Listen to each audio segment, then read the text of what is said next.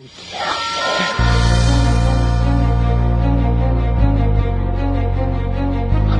out, man.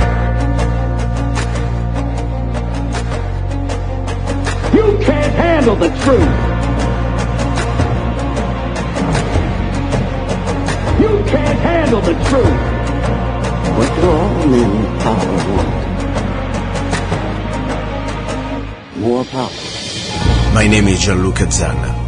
I was an Italian by birth, and I became an American by choice. Our lives and freedoms are in danger. This is not a drill. If you're listening to this broadcasting, you are the resistance. All systems go. Welcome to Love, Guns, and Freedom.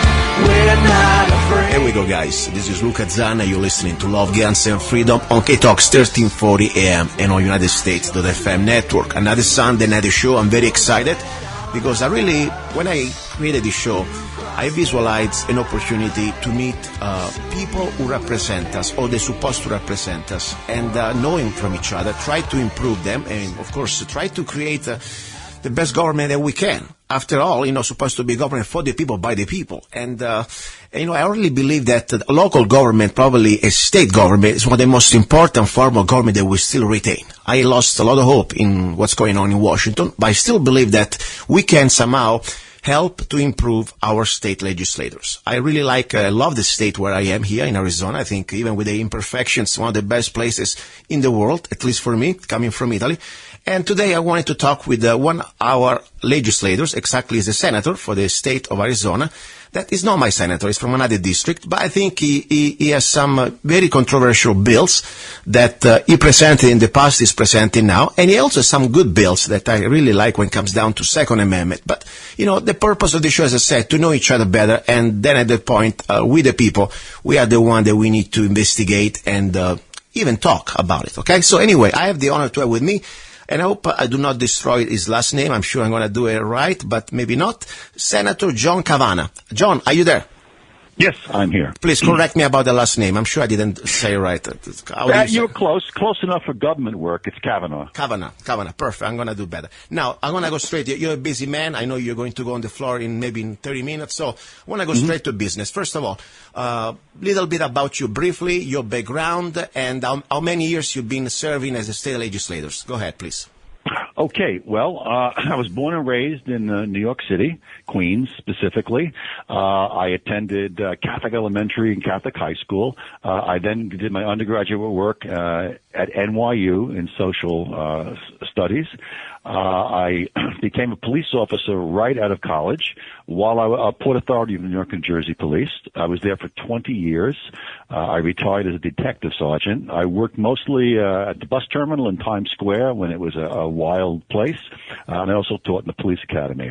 While I was a cop, I got a master's degree in government because I've always been interested in public policy, and it was also public administration. I wanted to be the police chief, but after teaching at the police academy, I realized that I loved teaching, so I went to Rutgers and I got a PhD in criminal justice, and I'm currently a full-time college professor of criminal justice at Scottsdale Community College. While I was a police officer, because I was interested in politics, I was on a town council in the small town that I lived in, outside of New York City, moved to Arizona after 20 years of police work, taught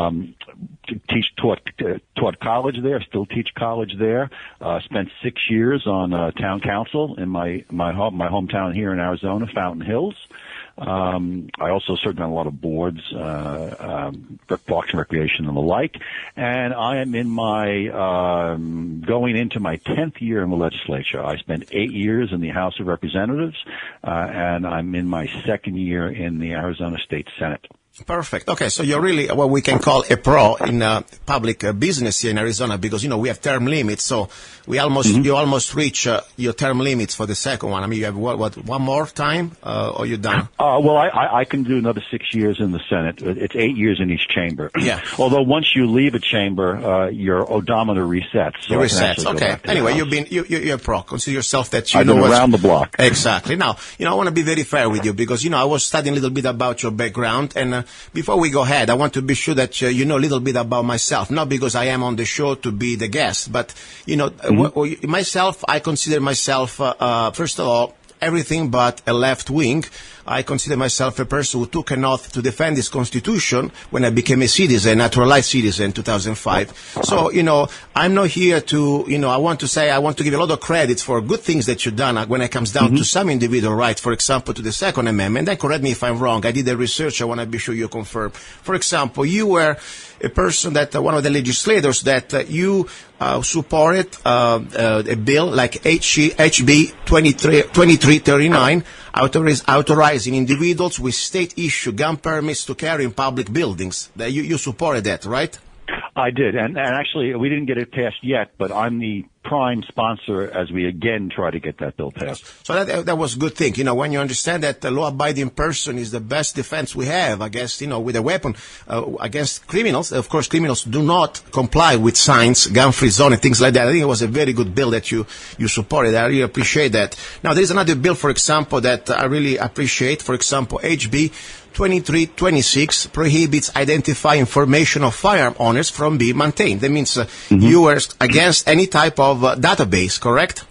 Absolutely, because that's the first step towards rounding things up. So this is very good because, this show, it's about, of course, guns and freedom beside love, the other part. So I think it's very important to know that you are right on the spot with the Second Amendment, at least for what I see here, according to your voting records. Now, I have always had an A+ rating from the NRA. Yeah, excellent. I mean, I'm not really, I'm more for the other organization like the Arizona Citizens Defense League, but you know what? Even the NRA sometimes it gets it right. Okay. No, and I work with them on many of these bills. I know. That's why I want to be fair. Here it's about a dialogue, and I want to see. You got good stuff going on, and I want to understand things that we may disagree. How your brain, works, because maybe you have your own good reasons. I would like to understand more. Okay. For example, another important things that I like, and correct me if I'm wrong. Because I want to be very fair also with the listeners, because sometimes, everybody stop to see the top of the iceberg and they don't see all the other work has been done, okay? So before we judge anybody, because I don't like to judge people, but when it comes down to politicians, it's our duty to at least have an analysis of what's going on, because after all, you work for us.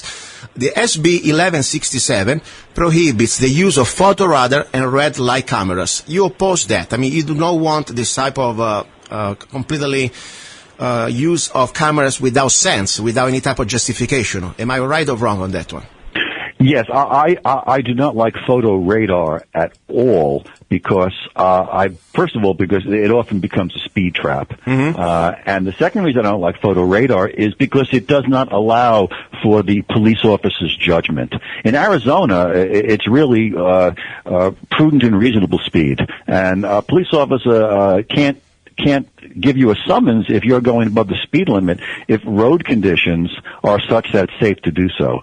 Photo radar, it just clicks you like mechanically. There's no judgment there, and I think that's wrong. Good. And this is very important, because I tell you, I'm very passionate about that, because after all, think about it, a person who is drunk and is not only breaking the law, but also endangering others, that photo click is not going to save anybody. It's going to take a photo, and maybe one day it's going to give a ticket to somebody. By the end of the day, somebody's going to get hurt, or at least potentially can die, So it's not really a deterrent to bad people. It's not going to stop them anyway.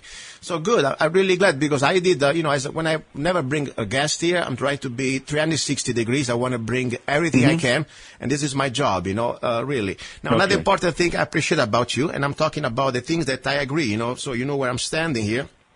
First of all, good. But hey, it's fun to disagree, so let's don't worry. I'll get there. Okay, I'll get there. Don't worry about it. And it will be fine and civil, and normally I am, and sure you are. But I like, first of all, bring the good things, because I don't want to just get out and seems like this is an ambush interview. This is something about to know each other. I'm from New York. I'm born and raised in New York. I love that stuff. That's fine. But, I'm also fair, and I tell you got some good stuff going on when it comes down to Second Amendment and to, of course, also the right to be left alone on the highway in case we break the law. Now, the important thing I like, for example, that you requires, there was a bill, SB 1340, requires photo identification for early ballot volunteers. That means you support the fact that somebody wants to go there and vote. That is a right, but at the same time, like we're supposed to go there when we pay with our credit card, or we go out there and we do many other social and economic transactions, we're supposed to give our ID for avoiding fraud. In the same way, you support an identification even for the voting situation, correct? Good. Yeah, I mean, look, you have to protect the integrity of the ballot. And, you know, in as much as people have no problem producing an ID card to get 30 cents off of a container of milk in their supermarket, I don't see a problem with doing the same thing with something much more important like voting. Perfect, and I completely agree with you. This is, for me, something, that's why they pretty much want all this illegal immigration, because they want to start to have numbers to destroy us at the polls. That's the bottom line. Right. So there is a lot of good stuff. Now, I want to go into things that it just came to my attention that, you know, somehow it made me think, and I said, wait a second, before I'm going to go out there and bash the man, let me ask him a question, because maybe I'm sure he has some logic, and I would like to ask that. I want to go straight to the point. There is a point. First of all, before we go there, what do you think about pieces of legislations like a couple of years ago, 2012, we had Congress, of course, with the blessing of Mr. Obama, passing the National Defense Authorization Act of 2012 that with a specific clause of indefinite detention, that there is no more Magna Carta. You know, we are right now completely no habeas corpus, and there is no more due process. The government, just because I'm suspicious that you are a terrorist, and now we know very well that people that would disagree with the government or believes in the Constitution or gun owners or people who believe in peace or whatever you disagree with the government, you can be labeled a domestic terrorist. You can be detained indefinitely, not just by the police, but now by the military. What do you think about that National Defense Authorization Act of 2012 with this sort of clause? Do you support it or not?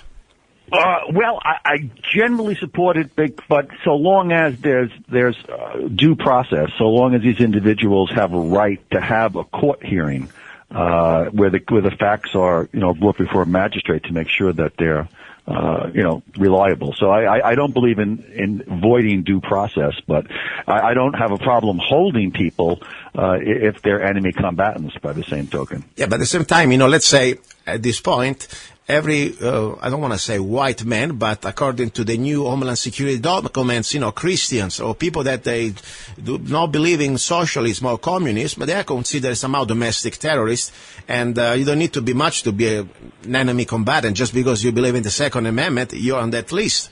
Now, my point is... I was thinking more about, you know, like ISIS terrorists and the kind of people we have at Gitmo. When it starts to get into local political stuff, it's a lot more cloudy, and I get really worried. Well, all I say, you know, the point is indefinite detention without any type of trial and type of system that, you know, not even in China they do that stuff anymore. At least they give you a funny show and funny trial, and then they shoot you in the back of your head. But this belongs before pre-Magna Carta. You know, we know everybody should have some sort of a trial. No, I do want to see due process in the system. Okay, good. Okay, I want just to know what is your mindset on that type of legislation. Now, what do you think about Obamacare? Because, you know, I'm sure probably I know, but I don't want to assume, where the government claims ownership over your body and can force you to buy a service or a product against your will. What is your position on that? Yeah, I was one of the Republican legislators that voted against the Obamacare expansion, and I was also one of the legislators that signed on to the lawsuit to reverse what I consider to be the illegal expansion that took place in Arizona. Perfect. So we agree on that. I'm glad, because, you know, that's a travesty. I completely call it that's slavery, when the government can force me to do something against my will, especially when there is no other people injured. You know, this is just for my body. So do you believe that... after all, I mean, I don't want to know what you believe. I like to ask you, and I don't want to assume. What do you believe? Who owns our government? Excuse me, our government, our body, us or the government, or maybe God? I mean, depends on what is your religion. Yeah. What do you believe? Well, certainly our thoughts and control of things like medical care and what we eat and where we take care of ourselves, who we associate with. I mean, that's obviously us, and the government shouldn't be controlling that. They should be protecting it from interference. Very good, very good. So the government cannot pretty much tell me everything, you know, what to do unless I infringe on somebody else's right. Because after all, you agree with me, the role of government is to defend people's rights. Do you agree with that statement? Yeah, to keep us safe from internal disorder and external threat. Yeah, and also, you know, we have all basic unalienable rights, and the government, they were created to defend those rights, not to give us welfare or other stuff. You know, that's... right. No, I believe in limited government, and, Perfect. You know, and I think charity should be mostly personal. Very good. Now, I have this question, you know, because but just to let you know, I do not smoke anything. I do not smoke cigarettes. I hate the smell of everything around me. I'm pretty much pure that I don't even take aspirins, okay? But I really when I started to learn about the idea of who owns our government, to be our body, I came down to the point that I see that now many people become felons just because they own or possess a plant in their homes for personal consumption, like, for example, a plant of marijuana. I know that you are pretty much against any type of legalization of marijuana. How can you justify that when there is no infringement on other people's rights? Because after all, we can drink freely in our own home, and if we break the law, we become a danger like a DUI, we could be punished justly. And why cannot, for example, a free human being, a free Arizona, cannot, for example, smoke a plant that we know, by the way, can be also less dangerous than alcohol? I mean, thousands of people die every year with alcohol abuse. But more important, beside the fact dangerous or not dangerous, if we really own our body and not the government, if we do not ask for welfare, this is our money, why should we be punished and become a felon if we make the choice to smoke a plant like marijuana? Well, I think marijuana is actually a very dangerous plant. We're not talking about the marijuana of the 1960s. The marijuana that's being grown today is 4, 5, even 6 times as powerful as the marijuana back in the 60s and 70s that most people, remember. So you're talking about a very potent drug. You're talking about a drug that, if it gets into the hand of developing teenagers who use it on a regular basis, can literally cause permanent alterations to their brain and their behavior. And there is no medical condition has been identified by the FDA as responding to marijuana. I think that alcohol, while people can abuse alcohol and there's deaths from alcohol, it's nowhere near as dangerous as marijuana. Plus, it would be impossible to make alcohol illegal. It's easy to keep marijuana illegal. I have a question. And people only smoke marijuana to get stoned, whereas I'll go to dinner and I'll have a glass of wine, or I'll be in a bar and I'll have a beer with somebody, and I'm not doing it to get stoned. I'm just doing it to get, social. But I have a couple points. First of all, you can get, a lot of people out there unfortunately abuse alcohol, and that's legal. And, there was an amendment in the Bill of Rights when the Congress wanted to make a prohibition. And I really believe if we want to follow the Constitution, if we want to make a substance for consumption, for personal consumption, illegal, probably should be made an amendment in the Bill of Rights, like it was there, of course, was repealed. But my point is even another one. I want to go a little more radical with you, okay? If we really own our body, okay, if we keep our basic, simple concept, philosophy of freedom, that I have the right to do whatever I want to myself or in my life until I do not infringe on somebody else's rights. That means that I am in my own home. I didn't steal the money to buy that plant or whatever it is. It can be very toxic. We're going to call it marijuana. I can call it rat poison. If I really do own my body and not the government, and the government should not be legislating on morality, otherwise we go back to the Taliban. We can go back, for example, also to the police, moral police in Saudi Arabia. I should be able to smoke rat poison if I want in my own home if I do not endanger others. Why can't the government can take this in their brain and start to say, wait a second, you are not my dad. If I want to smoke marijuana, you can say, we can debate all we want that this is more dangerous than the 60s or 70s, whatever. It's still my body. If I get caught driving or being a danger to others, you throw me in jail. But meanwhile, nobody's going to storm my home and take possession of my property and confiscate my property and become a felon just because I have a plant. What do you think about that? Is it too radical? Well, the exact same argument you're making, you can apply to heroin, to, methamphetamine. It's a matter of how dangerous is the substance. And I think these substances are dangerous, and I think they make people less productive human beings. They give these people medical problems that the rest of us have to pay for. So there's a lot of harm being caused. And, and the research with adolescents is devastating in terms of loss of IQ and drive and potential. They have some really deep, lasting negative effects, and I just don't think society is going to be good. I think we're going down the wrong road if we legalize it. I told you this is somebody that I don't even smoke it, but I'm just doing this for a philosophical conversation, because I think even we have differences, I like to tell you exactly what it's about. Because after all, I'm telling you, if they can do this with a plan today, I got news for you. And I don't want to give you bad ideas. I heard that if you smoke sage, you get really stoned. And I like sage because I make my pasta with some special butter and sage. I think you probably just get sick. No, you get I never smoke it, but I have some friends, they did smoke it. Sage can be completely hallucinogenic. At that point, the government can, I don't want to even mix things with chemicals with the natural, okay? And of course, my opinion is even more radical. I think I should be able to smoke red poison, and the moment that I break the law, and the moment I become a danger to others, like I steal or I kill somebody, yes, I need to be punished. But the moment that I'm in my own home, it's my body. I'm not collecting any welfare. If I want to smoke 2 pounds of marijuana, I should be free to do that. Yeah. But I understand your argument, and there are a lot of conservatives on the libertarian, side of conservatism that espouse that. I just think the cost to society is so negative that it outweighs the libertarian, instincts that I have. All right. Okay. Let's move on. Let's move on from there. Sides of the scale here. Okay, let's move on from that. At least I'm glad we had a little conversation about it. Now, very important. We go back to the two things before. Benito Mussolini, are you familiar with him? Yes. And my family. But, me too. Not myself, but, my grandfather was on the run because he wasn't joining the party, okay? So, the point is, one phrase that I remember that the man said, it's about fascism. And the definition of fascism is also called corporatism. It's the union between corporations and the state, And I have a question, and I like Arizona very much. There are a lot of things I like about the state, but there is one thing really make me freak out a little bit.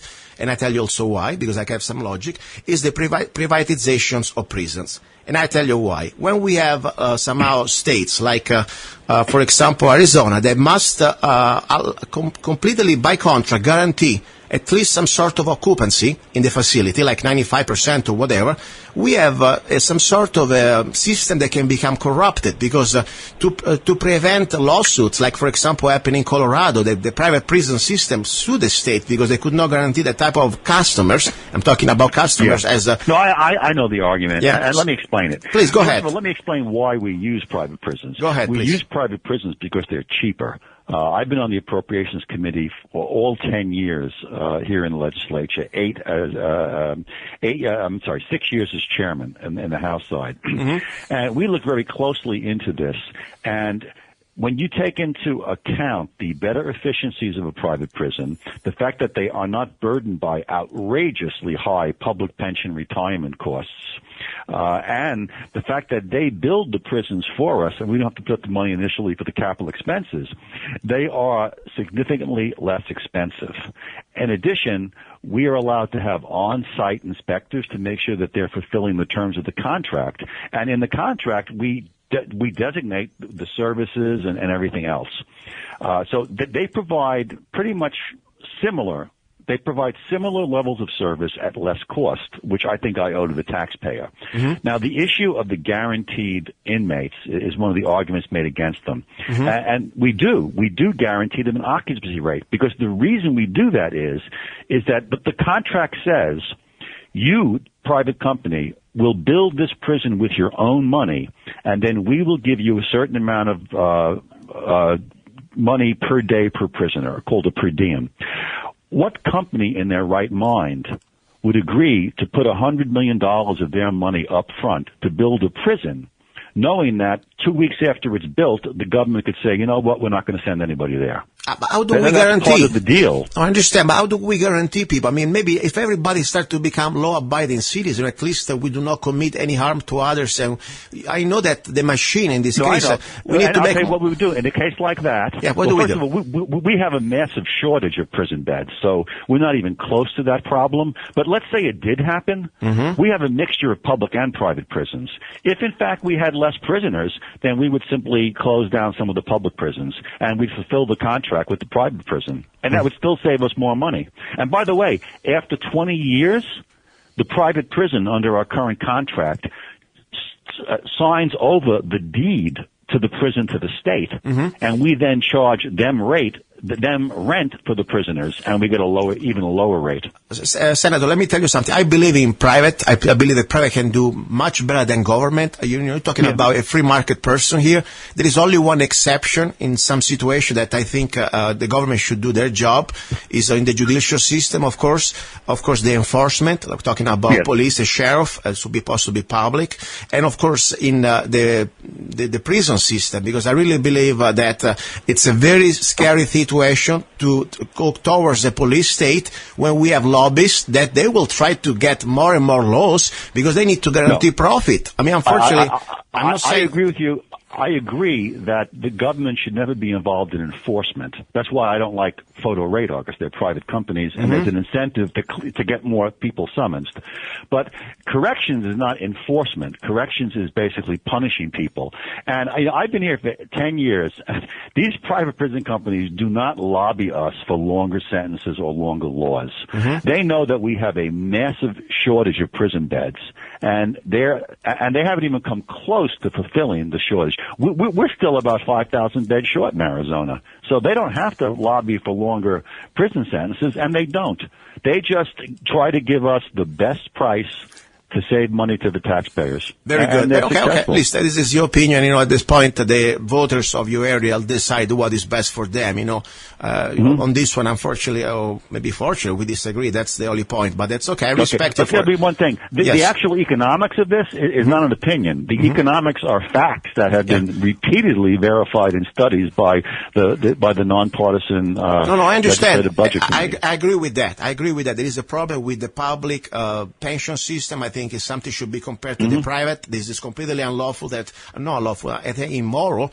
The fact that if you work in the private sector, you don't even make that money that close. That's wrong. The government should be working, competing with the private. I completely believe that. Maybe I hope the state legislators can change a little bit.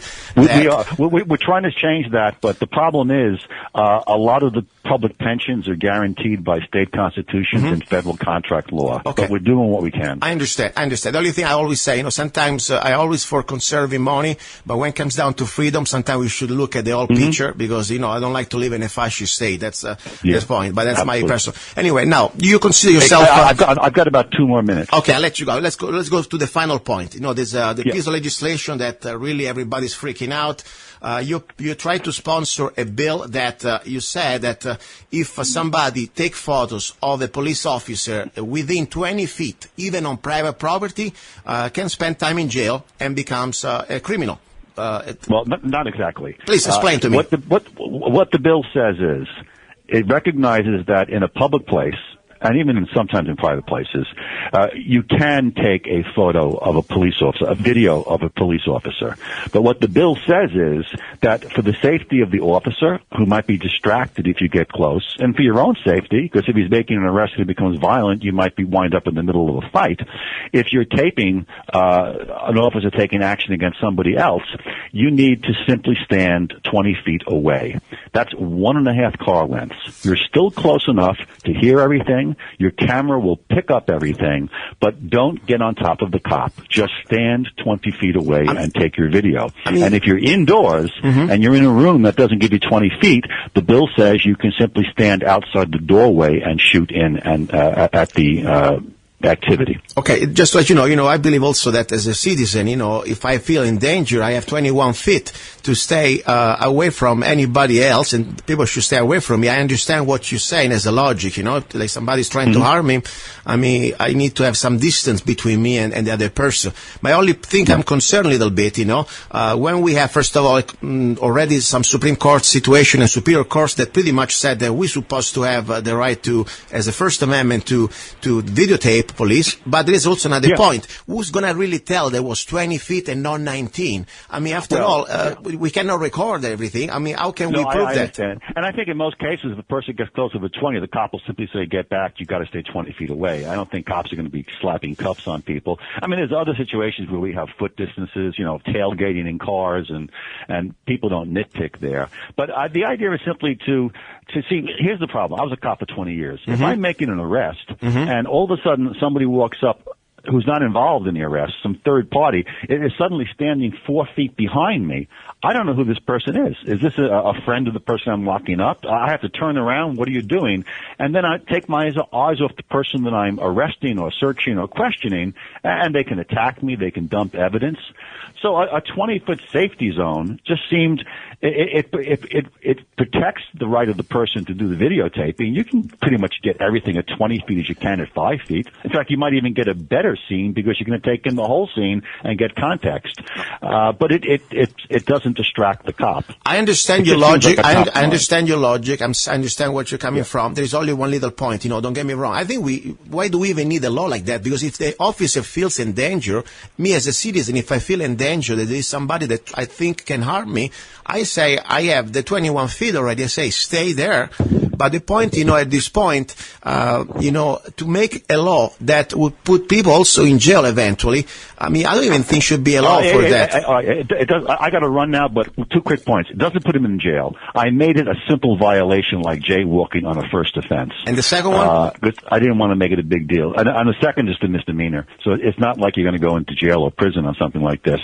And I'm also working on the language, because I just want to create a reasonable compromise that respects the rights of a person to videotape, but protects a cop from distraction where he or she might get hurt. And we're working on the language, and my intention is really to keep everybody safe, not to prevent people from seeing what cops do. I understand. And Senator, remember something. You have good intentions, but maybe the next senator is going to say 20 is not enough. Let's make half mile. It's... I know, and that's when I'll be opposing It's even like, when you have the gun restrictions, the magazine capacities. If you have now in California, you have more than 10 rounds, you are a bad person. But next year, maybe going to be more than 5 rounds, And now we have... They're calling me to the floor. I got to run. All right, Liesen, Senator, thank you. I appreciate your time. And I want to say thank you again, okay?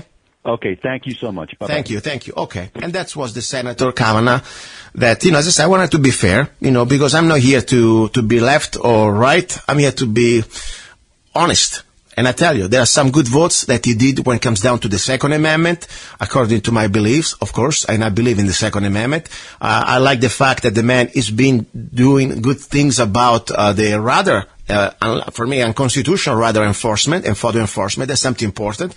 Now, when it comes down to the private prison, I think it's a failure, in my opinion. But, at this point, I say everybody's going to get the government that they deserve, If the people of this district, that's what they want. I always say, I disagree with him when it comes down to the fact that there is no lobby to push for more legislations. That's not true. Because now you will see that every time they're trying to put even small misdemeanor, you're going to spend some time in some prisons, okay? And they want you in the system. They want you in probation. And, of course, I disagree completely when it comes down to the fact that the marijuana is so dangerous. And even if it was so dangerous, I say, I can prove, first of all, scientifically that the FDA-approved drugs, they're way more dangerous than marijuana. That's a fact. And we know very well the FDA a bunch of fraud, because anyway, it's all revolving doors. People working for big pharmas, then they work with the FDA. So that's another fact. But if he genuinely believes that the government should rule, and this I say rule, not even legislate, because it's almost like a moral police over our habits, our personal life experiences, I think it's wrong. Because I tell you, and I don't smoke. I don't even like the smoke. I don't smoke anything. I used to smoke cigarettes for a few months when I was younger. And I said, I don't need that stuff. And I like wine, but one day they can use the same logic with wine. They could use the same logic, as I said, with sage. Even basil you can smoke and probably you get some hallucination, I'm sure. Okay? So that's the point. But as I wanted to do, I wanted to be having given it a chance to talk, explain himself, and at that point, as I said, we need to get involved. That's the best thing we can do. And I want to give the phone number of the Senator, John Kavanagh, from Arizona District 23rd, phone number 602-926-5170, 602-926-5170. Don't forget, the guy is good on the Second Amendment. He got some good points there. So I'm not saying, you say what you want, first of all. I'm not going to tell you what to say. But I say, if you believe that we have little problems here, when we open that little Pandora's vase, that cops now can tell us, how many feet we can stay by law. I tell you, if the cop feels intimidated, he can tell you, stay there. He's not going to come around there with the little measure tape. Say, by the way, now you're 20 feet. Now I'm going to arrest you. No. If I was a cop, I say, stay there. If you want to do your videotape, do it, but stay away because I feel in danger for my life. Stay there. Okay? I can do that as a citizen. If somebody I feel that can endanger me and has an object in his hands that I'm not sure, I say, stay there. And I put my hands on, and if I have to, I go on the ready with my gun. Okay? If I feel that the situation can be endangering. So I believe this sort of a legislation is almost redundant to common sense, but more important, what I really feel afraid about it could be an opening to a very worse situation for the future. Because now, this bill seems like to be 20 feet. And maybe next year or next senator, they're going to say, let's do 200 feet. Okay? I mean, it's like the same situation for the capacity magazine, how many rounds? Now the Hell's Gate is open. California say 10. New York says 8. Next time maybe they can say 3. You don't deserve more than 1 round. That's it. Think about it. So, but anyway, the purpose of the show is not to tell you what to do, but to make you think with your own brain, do your own researches, and I invite everybody, and I respect everybody who comes on the show, even when I disagree, because that's the idea of the show. If you run like a rat, yes, I'm going to call you off. But if you're a person, even when we disagree, and you come here, you articulate your points, and at that point I say, you know what, that's great. I respect you for that, and I say let the voters decide what is best. And I hope voters gonna be more educated, and that's why I'm here. I'm just trying to share information that you can get more educated about it. Anyway, there is also another important thing you should go. Besides calling the senator, I also think you should email him. Okay, there is an email for Senator John Kavanagh. My gosh, I always forget names, and I can post this information on today's Love Guns and Freedom website. You go to lovegunsfreedom.com and you will see also his email. Okay, so hopefully he can help you out and have a dialogue. I mean, seriously. I mean, the guy seems at least is listening and he talks, and that's the good thing. In many other states, for example, like California, your state senator, you can even talk to him. I see here in Arizona we have at least much more better opportunity. I'm not saying that it's going to be perfect, but at least we need to talk, try to communicate with him, and maybe try to make him understand. Maybe one day can be his son or his grandson that is going to face the private prison system. I tell you, I mean, it scares the hell out of me to be in prison. Never been in my life in any prison, but to go in a private prison, I think it's even worse. All these movies where you see corruption, and they love to keep you in. What do you think? You're a customer. Don't forget, you are a customer. So they don't want to let you go. And they can find every way they can. And I'm not saying that there is no corruptions in the state prisons. No. Human beings, unfortunately, are corruptible. But when you go in the private business, I tell you, as a private business owner, my purpose is to have profit. Simple as that.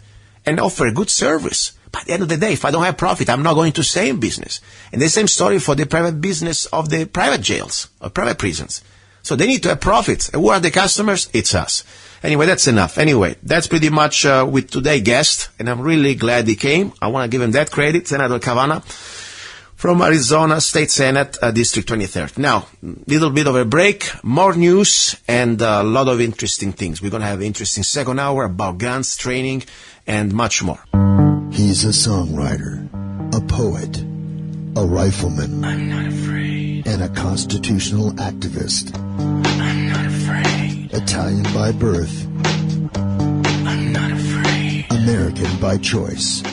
Gianluca Zanna. I'm not afraid. And his new CD, Love, Guns, and Freedom. 16 powerful songs on one CD from the heart of a patriot.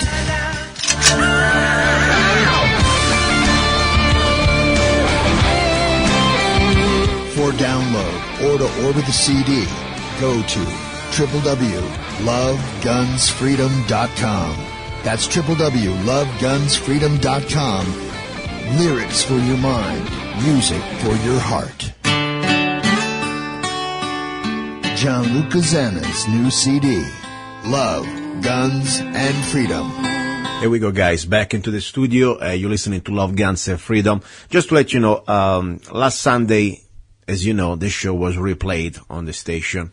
I wasn't feeling well. The truth is that something's going on, and I really believe that I have a connection The connection is, you know very well, I've been talking about this several times, weather modification / chemtrails. It's a reality, especially in the Southwest. Arizona, unfortunately, is hit very hard. And normally I feel great. Normally, you know, for a young guy, I am almost 48, believe it or not, but I feel pretty well. I did my blood test, and normally when nothing is going on, I have the same type of levels when I was in my 20s, especially since I've been taking Protandim. I feel great. But every time there are these activities in the sky of spraying, of whatever material, whatever substances or agents, chemicals, we don't know for sure. We know that barium could be very well one of these elements, since we also tested for blood tests a few years ago.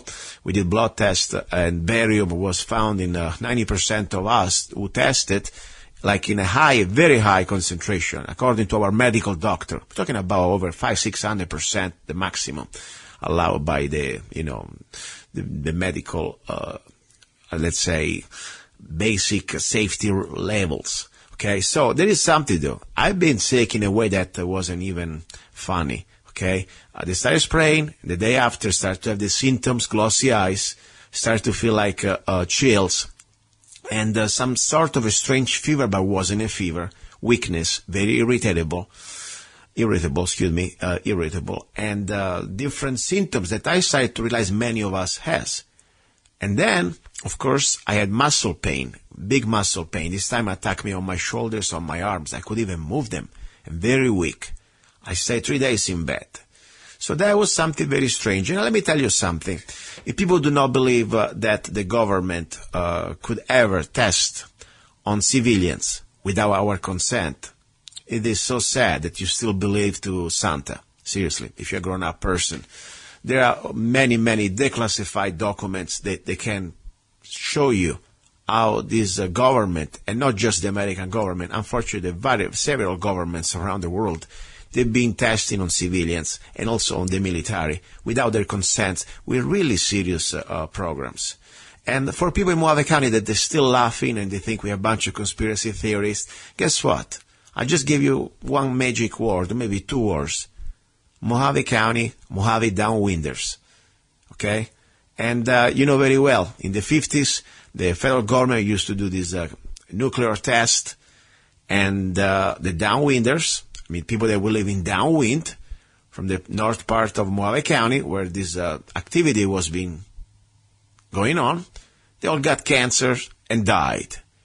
And now 50 years later, 40 years later, the federal government is trying to give them some charity money to have some money to probably, to shut you up a little bit because your dad or the grandfather died, or maybe you are still sick. Nothing.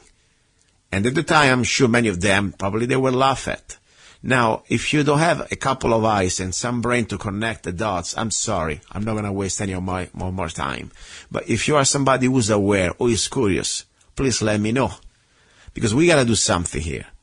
I mean, the fact that, I'll give you another number. In Italy now, I'm still, I'm in contact with my mom, my family.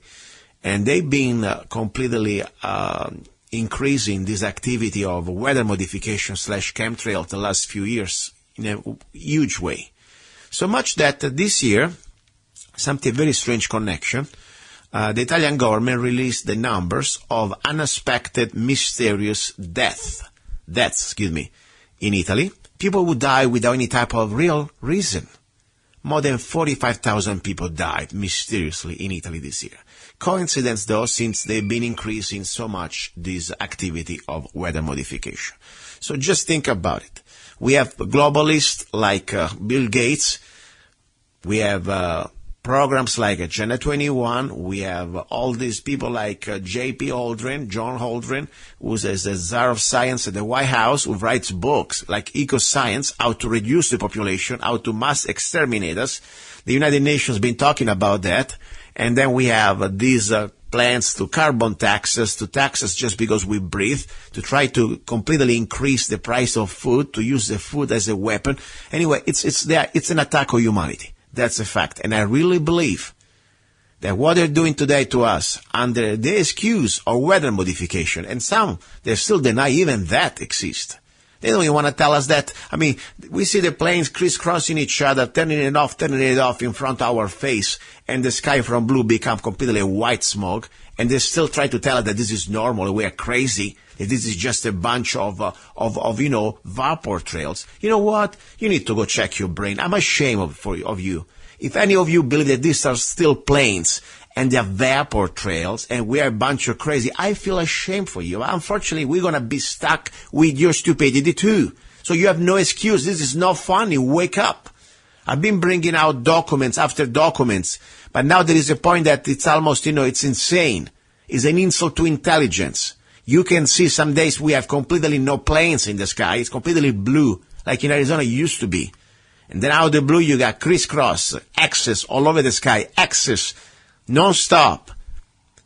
And this doesn't disappear. And then I show you the documents, I show you the different type of patents, I show you the laws, I show you stuff that, it's almost boring to repeat over and over. But unfortunately, I have to do it. And I will do it till I have some sort of a blood in my veins and some breathing. And of course, I don't care if you laugh at me. I don't care whatever you think. At this point, I have some dignity. One day, the world's going to look back at us, if there is still a humanity left, and they're going to look at stupid like, people. I don't want to use names, but I tell you, unfortunately, like people who still believe 9/11 was just a bunch of, ragheads with the buzz cutters. Wake up. Wake up. You tell me that at the Pentagon, we have a plane disappearing, 2 titanium engines disappear. I mean, give me a break. Give me a break. Seriously. Give me a break. So anyway, the same story with last week. That's why I couldn't make it, because unfortunately I was sick. I was sick and I'm sad. Now, little note, back with the airplanes from the Navy in Mojave County, especially in Golden Valley, Bullhead, Kingman. Mostly Golden Valley, though, let me tell you.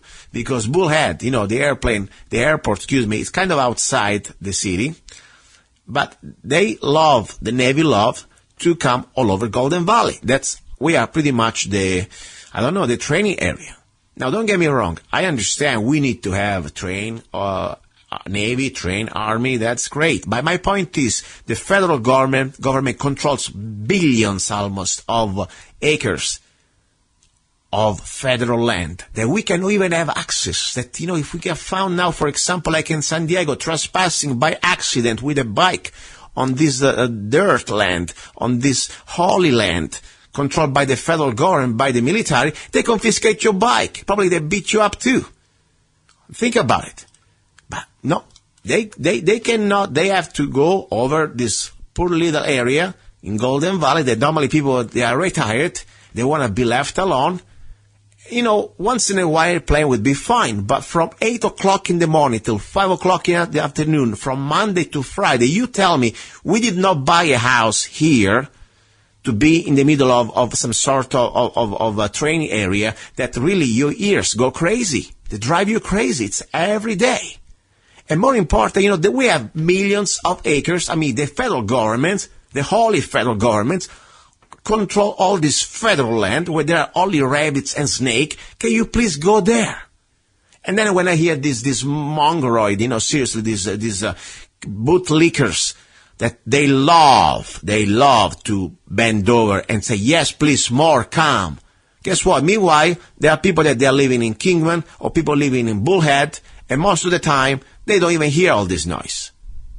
And if you want to hear it because you're a sadomasochist or you like the pain, that's your problem. But remember, we're supposed to die. I mean, after all, as I said already, the federal government has a lot of opportunities to be in many parts where there are no humans. That's all I'm saying. My chickens are getting crazy. They can't even make eggs anymore. So anyway, just to let you know, we are living in crazy times in every way, even at local level. Now, a big important news. You heard what's happening already now with the economy. I mean, I've been saying that the last couple of years. 2008 was just pretty much like a warm-up. We never recover from the crisis. We never recover from what's supposed to be. They call it a recession. I already said there was already a depression. But now it's going to be a new level. And this is not according to me, according to all the biggest economists. Even in Davos, this big meeting of the New World Order bankers. They're saying it. They already said it. The economic collapse is imminent because the central banks have lost control, and it's all based on a fraud anyway. And the economy doesn't really exist. It's been an illusion. You know, for Obama going out there and say, oh, the economy is strong, and if you are one of these people that are alarmists, you're crazy. You know what? Meanwhile, this guy, he lives another reality. And he knows. He's not stupid. He's not dumb. He's ready to leave town, though. He's ready to leave office. Now, he's going to be, for the next idiot, the next puppet is going to face this reality. Meanwhile, just to let you know, breaking news, last Friday, just a couple of days ago, this was January the 22nd, there was a very important new bill in the Senate that is disturbing. This is another piece of the puzzle. The new war powers that the president has been given by the Senate, it would give unlimited powers to send troops to any location on the planet under the excuse of fighting ISIS. And that also in the U.S., on the U.S. soil. This is very serious. Because now the president is completely having complete authoritarian powers, like Julius Caesar, like any dictator had. We are no more in a republic. The sad thing that this Congress, no matter which party, they're all been playing game and all being responsible for what's going to happen to us. So now we have all these different senators from both parties, the authorization for the use of military force, and McConnell was pretty much part of it, would not restrict the president's use of ground troops, nor have any limits related to time or geography. So that's the point. And maybe, you know what? Now for you, the lefties or whatever, you think you're still Obama supporters, you think this is okay because this is your guy. Guess what? When was going to be the next president? Maybe a Trump. How are you going to feel that we have a new king in town, that now he can call the U.S. military on U.S. soil anytime he wants for any excuse? Just because we excuse that fighting terrorism. And now we know very well that terrorism could be anybody who disagree with the policy of the government. If you are against the war, if you are for peace, if you are for individualism, if you are against communism, gun owners, Christian, you know the story. Okay? So that's my point. This is very disturbing. And I think it's happening exactly in a very interesting time in connection with all this complete economic meltdown that it's happening in front of our eyes. And people say, you know what, I don't care. I don't have anything in the stock market. Guess what? Doesn't matter. It doesn't matter. Let me see who is this moron calling right now. Yeah, that was just a moron. Nothing really important. Anyway, if you're not a moron, and if you want to be on the show, especially if you disagree with me, and you can articulate a thought and prove your points, I respect you. I respect you like, even when the senator that I had before, and I completely disagree on many issues. Don't get me wrong. I think it's completely wrong on this one. But guess what? I let you talk. I don't talk over you. I will talk after you, and I'll tell you exactly what I think. That's for sure. But the point is, on the show, I want to engage people that we disagree. That's the main idea. Otherwise, what we do? We just, don't get me wrong. I don't want to bring down other show on the area. But I hate to see that there are radio stations or at least programs that they're pretty much the official voice of a party. I don't care which party. In this case, of course, we know the Republican Party. Don't get me wrong. Even if I agree with what they're saying, I think it's very boring. I want to hear dissents. I want to hear differences of opinions. I want to hear engaging and maybe, finding that we can improve each other. I don't want to have this show and say I'm the greatest, I am right, and everybody else is wrong. Otherwise, it's really the end. Of course, most of the time I'm right anyway. That's not the point. I want you on, especially if we have differences. And there are no filters here, no any type of censorship. Talking about censorship, just to give you an idea, there is this message board on Facebook. It's called "And the Reign of Senator McCain." Okay, and I used to be time ago like one of the administrators. Then I left because I don't have time. Anyway, a couple of weeks ago, I found out that if anybody talks about any other senator but Senator Kelly Ward, as the alternative to McCain, pretty much gets censors. And there was an idiot that said, hey, he deleted all my posts, he deleted everybody's posts who was trying to expose the records of also, we're talking about voting records of Senator Kelly Ward. We're supposed to be allowed to talk about everything. Okay, not because we want to replace McCain, we're supposed to be shutting up and, feeling guilty just to ask questions. So I wanted just to be sure that on that board, there was some basic freedom of speech. I don't care at the end of the day, really, it's going to be Kelly Ward or somebody else winning. At that point, the voters of Arizona will decide. But I tell you, when I see somebody deleting my post just because I have questions about Kelly Ward, Senator Kelly Ward, and I'm supposed not to talk, or maybe I want to ask about some other candidates, that's wrong. Okay, that's called fascism. Anyway, to make story short, I was back as an administrator, and this idiot that is the one that removed me, as even blocked me from the board. Forget about it. Not only deleted my post, also blocked me from the board. I was back, I led him on the board, but at the end of the day, I said, nobody here is going to censor anything. That's the bottom line. So anyway, censorship is wrong. I don't care how you cut it. It's always wrong. Okay? We should never be, if you're very confident about our values, about our ideas, we should be proud and happy to defend them. That's why I'm here. Every time I say something, I'm happy, and I put my name down, and I'm ready to defend it with facts. And at the end of the day, if we still disagree, that's fine. I don't care. All I care that you don't steal my money, you don't touch my guns, and touch my freedom. That's the bottom line. So anyway, guys, we are looking for very tough times. The economy, unfortunately, is not going to be right. I tell you, I really believe, according to facts, that in 2016, we're going to see something that we never really seen before. And that's why I believe that these pieces of legislations, like this new Senate bill that is sneaking in Friday night in the middle of the blizzards in Washington to try to give unlimited powers to the president to deploy the U.S. military on U.S. soil for any excuse, that's part of the game. Be ready, be prepared, and be ready also for our number 2. We will talk with a guest, my friend Jim Liesen, about guns, training, especially for ladies. So if you're a lady, I really want you empowered, okay? And then also for our number 3, I have another great guest from Germany, my friend Jorg, that we will talk a little bit what's going on here with this wave of crime and this disaster with this invasion of refugees that they've been sexually assaulting all these women in Cologne, Germany, and many other towns.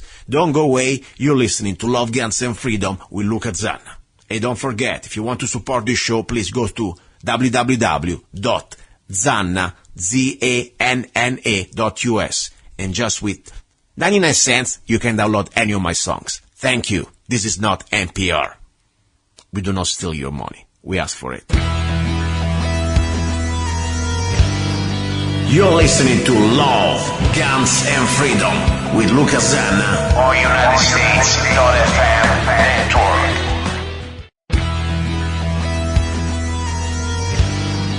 You're listening to Love, Guns, and Freedom with Luca Zanna on United States.FM network.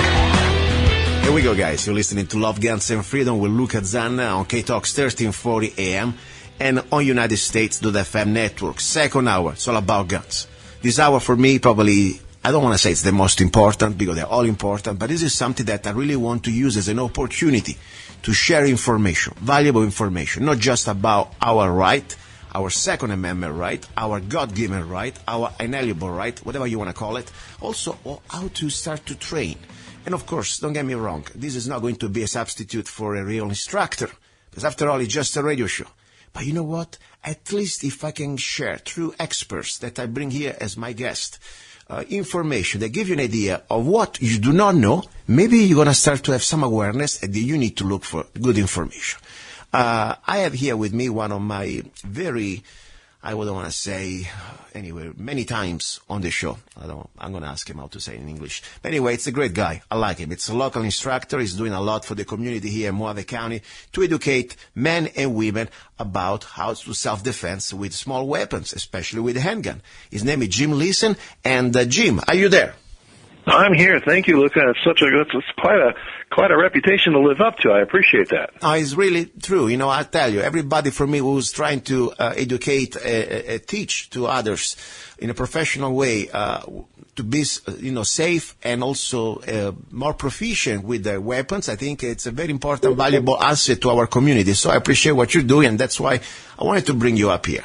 Now, today's topic is going to be not just about handgun or self-defense, but specifically I wanted to reach out a part of the segment of this population that, by the way, I found out that I have many listeners who are women. And why I think they are so important, women, I already told you in the past probably, I believe that the women, after all, they are the potential mothers. We're going to educate and also defend the children for the next generation. And when I say educate, because after all, most of the time, unless they spend too much time in public schools, the mother is going to be the person who's going to spend more time with the child. And I want to be sure that the mother understands the Second Amendment and the right, and also how to use a gun. And of course, the father has a big role into that. But also, I believe that when the husbands normally they are at work and the mommy is at home, she has that duty and also that responsibility to defend the family. So that's why I wanted to bring you in today to try to get a little segment specifically about women, especially after what happened in Germany just a few days ago during the night of the first of the year, where was some sort of a mass raping or mayhem, and these hundreds of crazy people. I don't even want to call them crazy. They're like, I don't know how to call them now, but you help me out. Most of them, they were refugees, and this is not anything about politically incorrect, it's the truth. And they were completely using women, groping at them like animals. Are you familiar with what happened in Germany? I am, Luca, and I've been watching the video, and I've seen these pictures, and it's not in the mainstream media like you'd expect it to be. It's you got to really look for it, but when you do find it, it's absolutely repulsive. Yeah, and we are here in America, and unfortunately we are next. You know that. I mean, we have a traitor in the White House, and this is me speaking. You don't have to, I'm not speaking for you, of course, even I may know where you stand on this one, that intentionally is bringing hundreds of thousands, at least he wants to bring hundreds of thousands of refugees with no vetting, and on top, we already broke. We have to pay also $1,000 for Walmart card. I mean, this is insanity, and most of them, these refugees, they're all Muslims, and I'm not going to be wrong. If somebody's a refugee, we're supposed to give an also opening to Christians and other minorities. Instead, we have mostly men between 18 and 35, singles, and of course, there are a specific religious group that I think is very discriminatory, in my opinion, and dangerous, especially when we don't have any vetting system. So regardless, we're going to face, unfortunately, in some part of America, in some states, in some cities, potential situation in the near future. So that's why I wanted to say we have this opportunity here. It's a right. It's not an opportunity. It's called the Second Amendment, especially in states like Arizona. And I believe women now more than ever, please listen up. I want to give you all the information I can to at least give you a heads up that the time is now to train. And I want to give you an expert, you, Jim, to give us some ideas, some input, what a woman can start to do right now, not tomorrow, to avoid potential situations where, she can be not only disrespected. I'm not talking about that. I'm talking about raped, killed, especially with people that they have this mentality of gang raping. I mean, this is nothing new in Sweden. It's happening almost every other day. Go ahead. I give you the floor, Jim. Thank you, Luca. Let's just start off with the easy stuff. In order to give somebody, anybody, woman, man, child, doesn't matter, everybody has to have the basic tool of understanding the bad guy in the first place. The bad guys are out there and we can't do anything about them, but what we can do is make ourselves look like less of a victim so as to, let them go attack someone else. It's not our job to save everybody. It's your job to save yourself and the people around you. So if you can learn how to be less a victim yourself, or look less attractive as a victim, then you can survive the day a whole lot better. And to do that, in our classes we always talk and we start with a personal plan of protection. And that always starts with awareness. We have to all, and this is not just women, this is everybody, we all have to start walking around in our daily lives with a bigger awareness of what's going on. We cannot look down at our phone. We cannot just be sitting there talking on it. We cannot be pushing the little buttons as we text across the parking lot.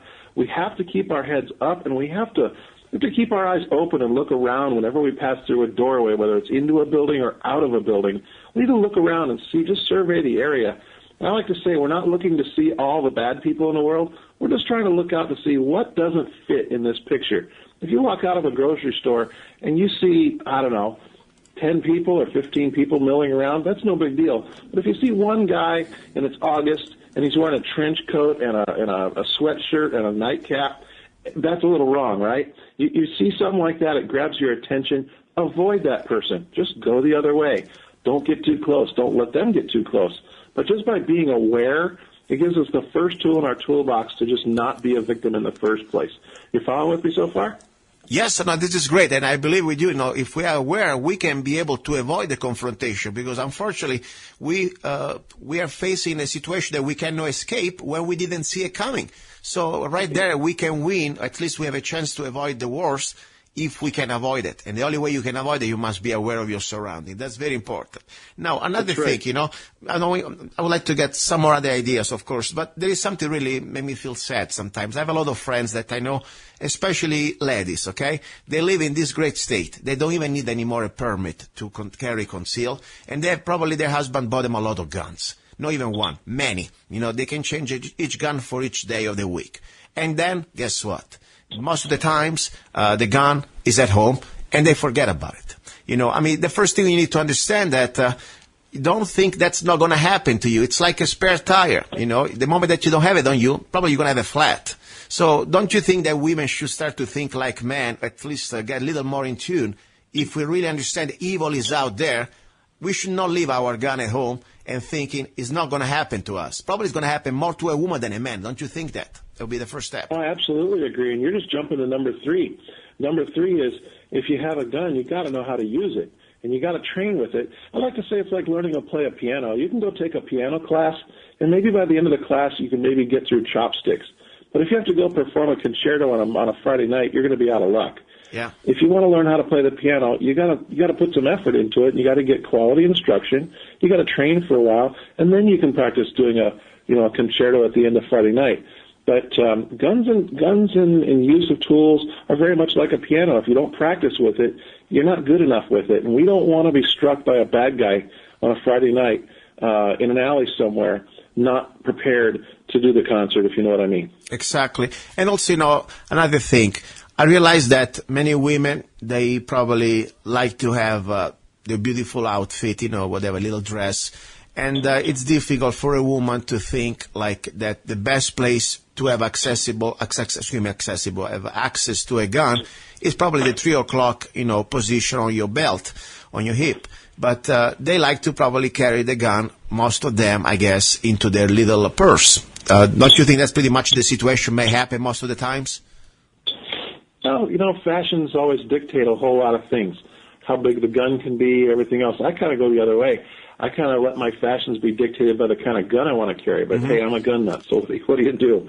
Yeah. But, there's a lot of different options out there available. In our classes, we tell people 5 years ago, if you wanted to buy a gun purse, there were 2 choices. One was brown and one was black, and they were both ugly. Mm-hmm. That was then. Now we have dozens, if not many more, women who own companies that build products just for women, and they're designed by women, and they're bought by women. They know what they're doing, and we don't. We're men. We don't know what we're talking about when it comes to women's fashion.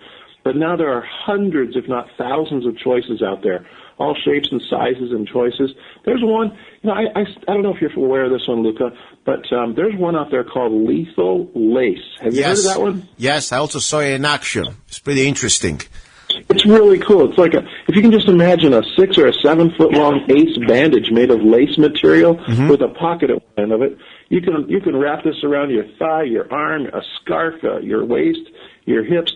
Women can wear these things like crazy, and it's one holster that holds a lot of different kinds of tools, weapons, if you will, and really, really versatile.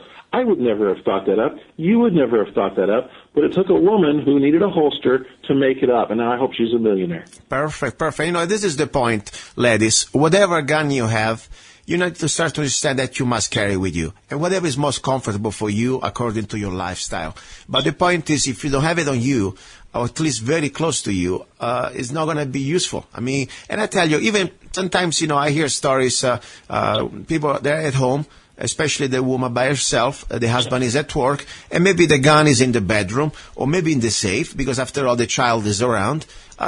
That's not really an easy access spot. I mean, I really would like to see every woman who's at home by herself to have a gun. And what is the safest place to have a gun? It's on your person. It would be nice to have it probably at 3 o'clock with your belt. Even if you have a nice shirt, you put it under your shirt, but you must have a belt. Don't you think that's probably the most safe place to have a gun in the house beside the safe? Well, I agree. Having it on your person means you don't have to worry about where it is. You know where it is. Exactly. And once you get comfortable with it, it's just always there.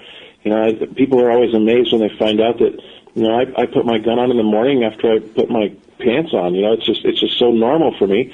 And when I come home at night, I empty all my pockets out and unload everything, and it all goes on the countertop and in the safe. And that's just a normal way of living. But I prefer to carry on my body primarily because it's there right now. I don't have to reach into a glove box and rummage around for it. I don't have to reach for a briefcase or a backpack or a purse or anything. I know exactly where it is at all times.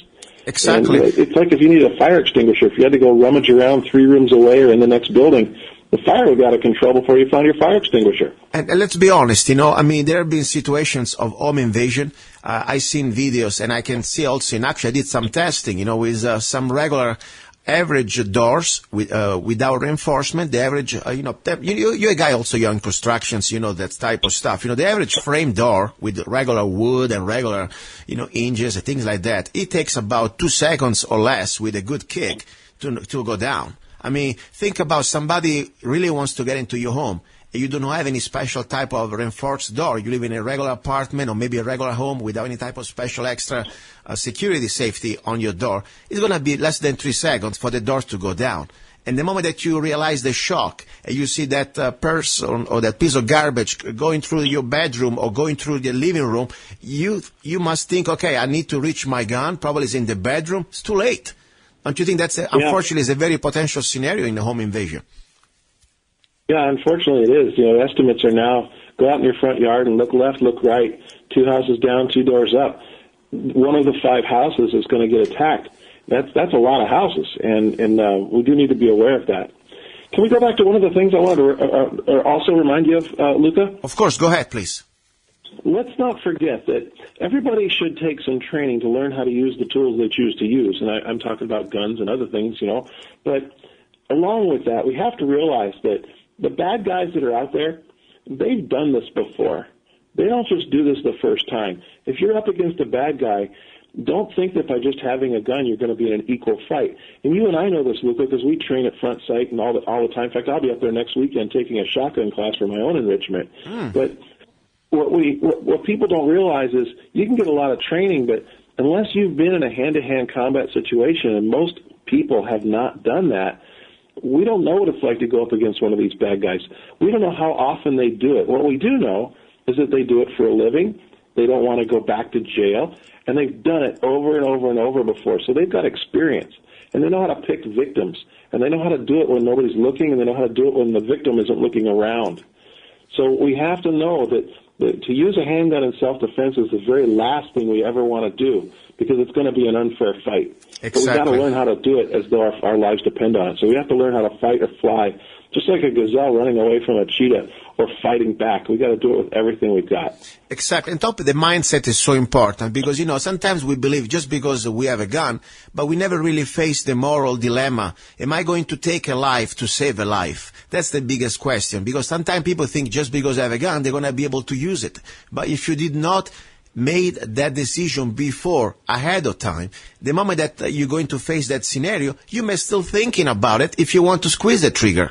And at that point, it's going to be too late. I mean, after all, the criminal is completely, he doesn't care. I mean, he's already made up his mind. He's an evil person. And if he has to kill you, he'll kill you in a flinch. But as normally the regular people, they say, maybe I don't want to harm him. Maybe I don't want to kill him.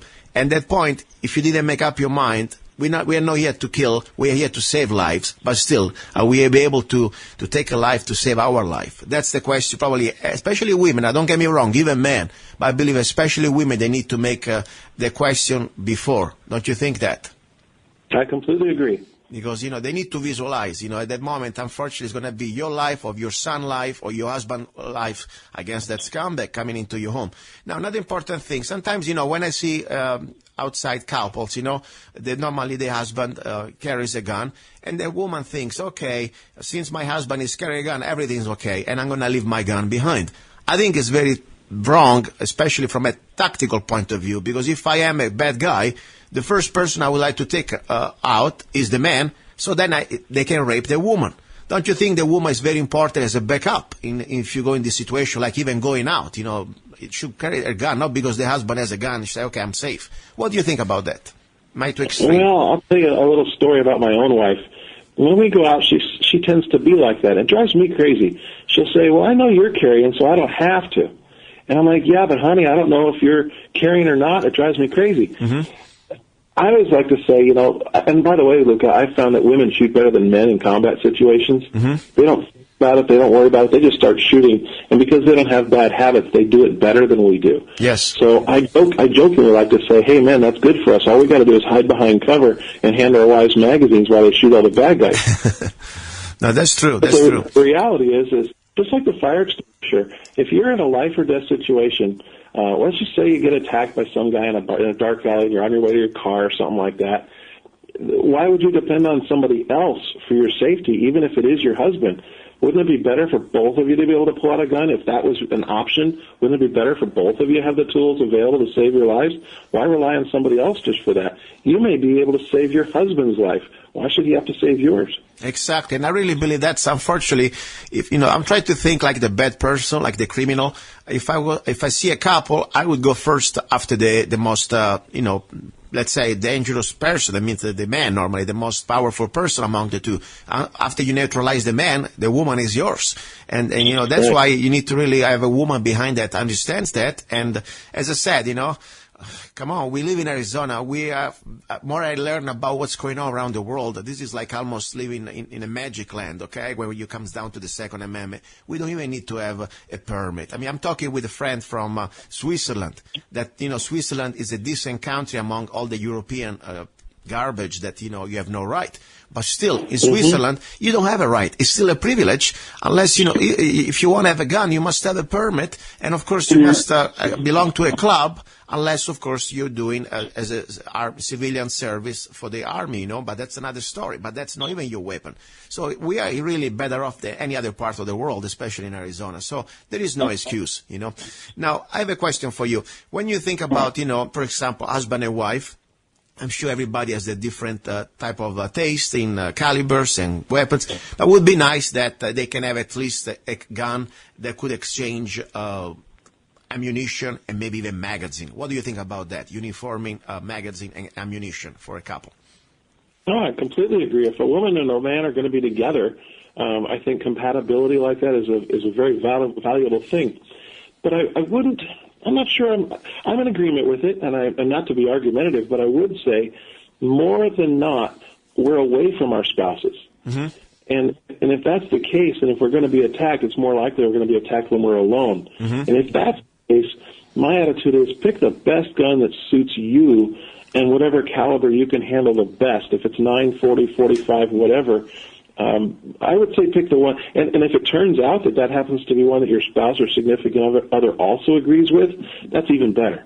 Perfect. You're right. After all, first of all, you want to get your own gun. Then if you can, it's just something. Like, for example, one thing that I was always a little worried about, that, if I have, for example, a Glock 17 and somebody's carrying a Glock 40, that's, we are too close to each other, a magazine is on the ground, and somebody's reaching for a magazine, and that can be a scary scenario to have a magazine that could fit in both guns. You know what I mean? So I like to keep it the same caliber in that type of situation with that type of gun.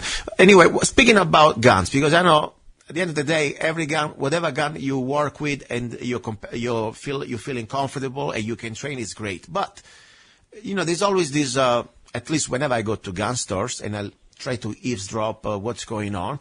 I hear women asking, what is the best gun should I start with? And every time I hear that, maybe I'm just, this type of situations I hear it, they always suggest a revolver. I disagree with that. I think, and tell me what you think, maybe I'm wrong. I think that if you want to train, at that point, instead of having a 5-round revolver, maybe you can have a little extra training and go with a Glock, maybe a Glock 19 or a Glock anyway, that 9mm. And at that point, of course, you work with a semi-automatic. You need a little extra training. But instead of having 5 or 6 rounds, at least you can have maybe 14 rounds or 15 rounds. After all, there are no external safety. I would feel much more comfortable to have a woman that doesn't need to do an emergency reload with a revolver, given her maybe a Glock 19. What do you think about that? Well, I agree with everything you said, except for the word Glock. Okay. So what I mean by that, let me explain. Give me. I've been to many, many, many gun shops also, and I've worked in gun shops, and I have witnessed what you said. People seem to say, well, here's a little gun for you. And it's so condescending to just assume that that's the best gun for them. Many times it is a great gun for them, but it's not the right assumption. I agree with you. With a very small amount of good quality training, anyone can handle just about any gun.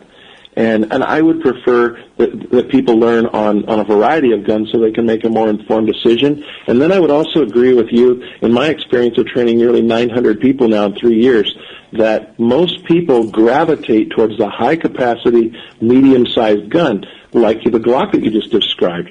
And the only thing I have against Glock is not Glock itself. I'm not a fan of any one particular brand because I really feel that all the major brands, Glock, Smith & Wesson, Springfield Armory, Taurus, Ruger, all of those brands offer a really super high-quality gun that I would trust my life with. And they're all high-capacity, they're all about the same size, and they all cost the same amount of money. They all come down to ergonomic differences, so I'm not necessarily a one brand or another brand kind of guy. But I find that most women and men tend to gravitate towards that size gun, a medium-sized, usually a 9 or a 45 high-capacity magazine gun. Exactly. I mean, when I say Glock, I didn't mean to endorse the Glock. It's just for me the gun that I train with, and I'm pretty familiar. And of course, the one that I decided to carry. Because I know you're a Glock guy. Yeah, but as I said, I chose Glock just because for me it was fitting the criteria that I wanted out of a gun. And first of all was reliability, was simplicity, and of course I didn't want to have any extra external safety. But for example, you're right, there are other type of guns that I like a lot. The Smith & Wesson, SMP, it looks almost like a Glock. It probably has some little better ergonomics, but there are guns now that they are fitting the type of style, at least, but for me it was the Glock, and once I started with that, I'm kind of paranoid. I need to have all my magazines, all my spare parts, so I didn't want to start to use, but anyway, I understand what you mean. Listen, now, I wanted to say, first of all, before we go ahead, you're pretty busy now with classes. I would like to remind that you are an instructor, and you operate out of Lake Havasu. So give us a little more information how people can reach you out if they have any type of questions, or maybe want to join one of your classes. Well, I appreciate that, Luca. The easiest way to reach me is online. You can Google or just look up ApexArmsAZ.com, ApexArmsAZ.com, or if you just Google Firearms Training Lake Havasu, you'll find us quickly. We do several classes a month. We do a lot of concealed carry classes. We do a lot of beginning shooters classes. We're starting to do more women's-only classes. But we also do Handgun 1, which is a little bit more involved. And we're going to be doing shotgun and also AR-15 classes here pretty soon, too. So we run the wide gamut of classes. We probably run 15 of them a month, and a lot of private lessons as well. And we work in Lake Havasu, Parker, Kingman, Bullhead City. Excellent, excellent. And I would like to remind the ladies, the gun is not your main the tool of self-defense. I mean, after all, the gun is just a weapon that you have to fight your way, hopefully, to a rifle or to a shotgun. Sometimes, I see women that they think that they want to, not that they want, but the society almost say, okay, you got a gun, that's it. No, I would like to educate a woman to have the chance to have a handgun, and then, of course, with that weapon, she can have access to a shotgun or to a rifle. So let's talk 1 second about rifle, okay? Because I think, for me, is the main weapon for a small weapon that we should all have at least one, not just for the defense of our home or castle of person, but also for the defense of this republic that unfortunately we are more and more under attack. If you have to consider one rifle that you would suggest for the woman that say, I want to become proficient with a rifle in a way that from 0 to 200 yards, I'm not talking about becoming sniper or rifleman as, for example, the Army qualification test. I'm just talking about to be able to reach out from 0 to 200 yards, hitting 20 inches, 20 square inches target. That would be the torso of a body. What type of rifle would you suggest for a woman? Well, since you said for a woman, I'd have to say an AR-10 or an AR-15. Both of those are perfect platforms for what you're talking about, and the reason I choose that is because of the low recoil and ease of operation for many different sized people. With an adjustable buttstock, you can make that work for short people or tall people, and it's a very quick-acting gun, and it works. Exactly, and I like also the fact, I was going to say the same, the AR-15 especially, from 0 to 200 yards, because first of all, you have very little recoil, everybody can handle it.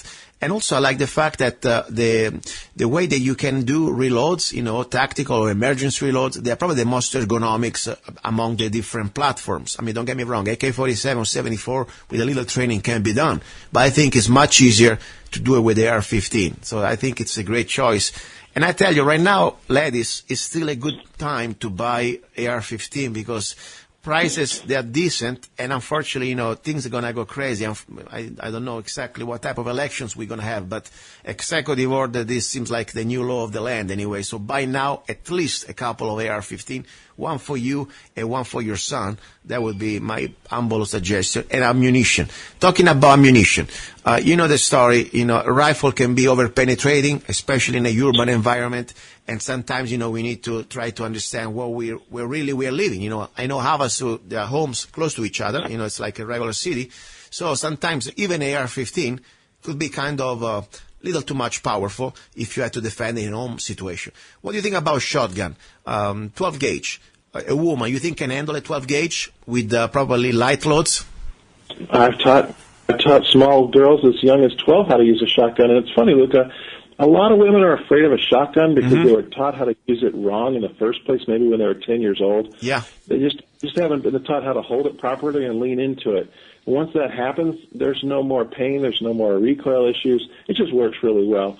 And nothing really says protect the homestead like a 12 gauge. Exactly, and I agree with you. And it's true. I saw many times at the range, and I try to keep my mouth shut because it's none of my business. I see, for example, young ladies, or maybe the boyfriend trying to impress his girlfriend, giving them this shotgun. First of all, with the wrong loads. You can find even 00 with low recoil. That would be something I would suggest for a lady, number one. Or even if you have just a regular bird shots, at 10 yards inside the house would be devastating against an intruder. And at the same time, would be still less recoil. So that right there, I feel bad when I see ladies, they've been given by their husband or their boyfriend some sort of a magnum loads. And more important, the way you hold that shotgun, because that makes all the difference. And then when they have the trauma, that they say, oh my gosh, that shotgun is brutal. First of all, it's very dangerous. If you don't hold it right, it can be devastating and dangerous to you and others. But then when you have that bad experience, you don't want to touch it anymore. And that's why I encourage everybody who wants to, especially ladies who wants to try the shotgun, try to do it with a man that is not a jerk. Okay, try to find a guy that knows what he's talking about. Otherwise, go to people like you, Jim, and try to get some good education. But you think it would be a good idea to start? That's what I do, and I absolutely agree. We have a saying around here. There's 4 things a man should never try to teach his wife to do. Yeah, that's true. Back up a trailer, learn how to golf, sail a boat, or learn to shoot. I agree. Listen, and before we go ahead, this is pretty much was a segment I wanted to try to reach the ladies, the women. And I don't care if you're just in America or in Switzerland. By the way, I got listeners from Scotland. All I say, wherever you are, empower yourself. Okay, and I hope, your government, wherever you're located, you can change things and have that basic human right of self-defense, because unfortunately, politicians like the German chancellor, that lady, Merkel, that I already called a political whore on the radio, and I broke the European law I heard last couple of months ago. They have bodyguards. Meanwhile, they're telling you that we must pretty much bend over and wait for more problems, like, these are completely uncontrolled flux of refugees. These politicians, ladies or men, they have their bodyguards, even when they live in these countries with very restricted gun laws. In America, especially in Arizona, we still have that right. So please, women, don't underestimate it. Don't take it for granted. Use it, and more important, share it with your sons and daughters, and have fun with your husband. Enjoy it as a tradition, as also as a duty. I want to give you the floor before I let you go. Whatever you want to say, if you want to repeat your address or a message, I shut up. Go ahead, Jim. Thanks, Luca. And I just can't agree with you more. I think we in America really need to count our blessings and realize what a great country we live in, where we have the freedom to protect ourselves. And while we still have the freedom to go buy the tools and choose the tools we want to protect ourselves with.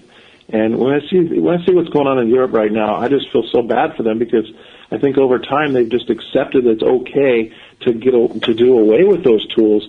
And now that they need them, I just posted something on Facebook this morning that said, gee, maybe they can get a good slingshot, because they don't have anything else to protect themselves with. So I think it's time, first of the year, to kind of take stock of what we have and realize that we live in the greatest country in the world still, and if we go get training to use these tools, we can keep it and protect it for what it is. Exactly. Listen, Jim, I really appreciate you. Thank you. And I'm trying to see you not this Saturday, but next Saturday down in Havasu. Finally, maybe after more than 1 year, we know each other through the radio show. I'd like to meet you. And by the way, I appreciate your help in editing my book that is coming out. After all, I have my limitations with my English. And as I said, I'm a professional student. So I like to have your feedback. Let me interrupt a little bit on that, Luca, because I am about halfway through editing for you, and I am not at all upset with your accent, which shines right through in your text. I get it, and it's wonderful to read that. The things I'm catching are little typos here and there, and I'm really enjoying reading your book. For those of you that don't know, Luca is a professional student. He goes to Front Sight for training almost every other month, it seems like. And it really shows through in your writing, Luke. I think people are going to enjoy your book. Thank you. And, my idea was very simple. There are a lot of books out there, and, of course, there are people that I consider my instructors. But I wanted to do something different from a perspective of a regular guy like myself, that I took seriously this duty and also this pleasure for me to educate myself in this journey of the small weapons self-defense, training.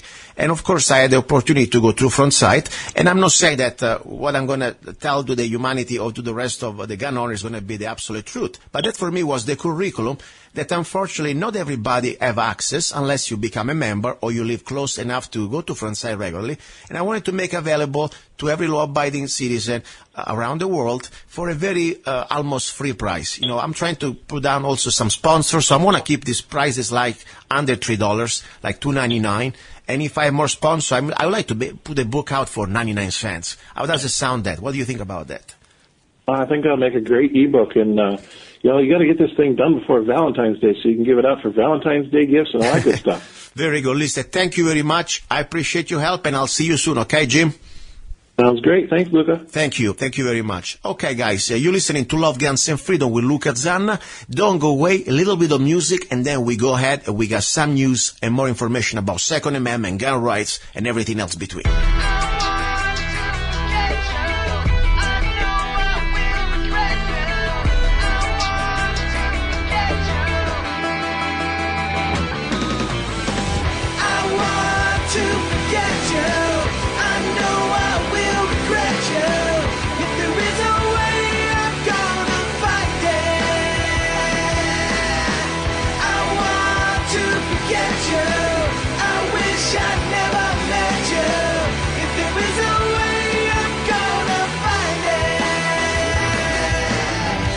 It's been so long since I felt what you made me feel. It'll be too long before I feel it again. It's been so long since I found somebody like you. It'll be too long before our love again. I could just tell you that we could just be friends. I could just tell you that it's not the end. I could just say a simple lie, but I cannot hurt you. Oh baby, I'd rather die. I want to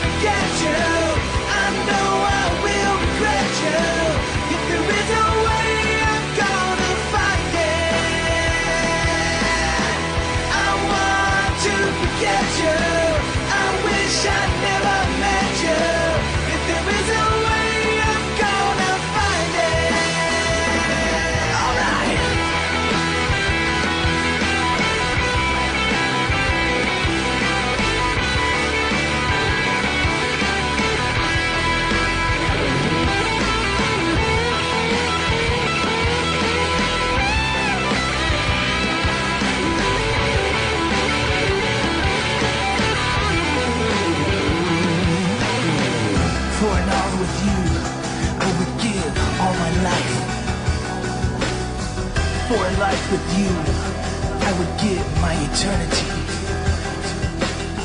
Feel my love all around you. Let's live our life as a dream. Let our emotions free. What will remain of our regrets? I want to forget you. I know I will regret you. If there is a way, I'm gonna find it. I want to forget you. I wish I never met you. If there is a way, I'm gonna find it. I want to forget you. I know I will regret you. If there is a way, I'm gonna find it. I want to forget you. I wish I never met you. If there is a way, I'm gonna find it. Here we go, we are back. You're listening to Love, Guns, and Freedom with Luca Zanna. That was I Want to Forget You, one song I wrote a few years ago.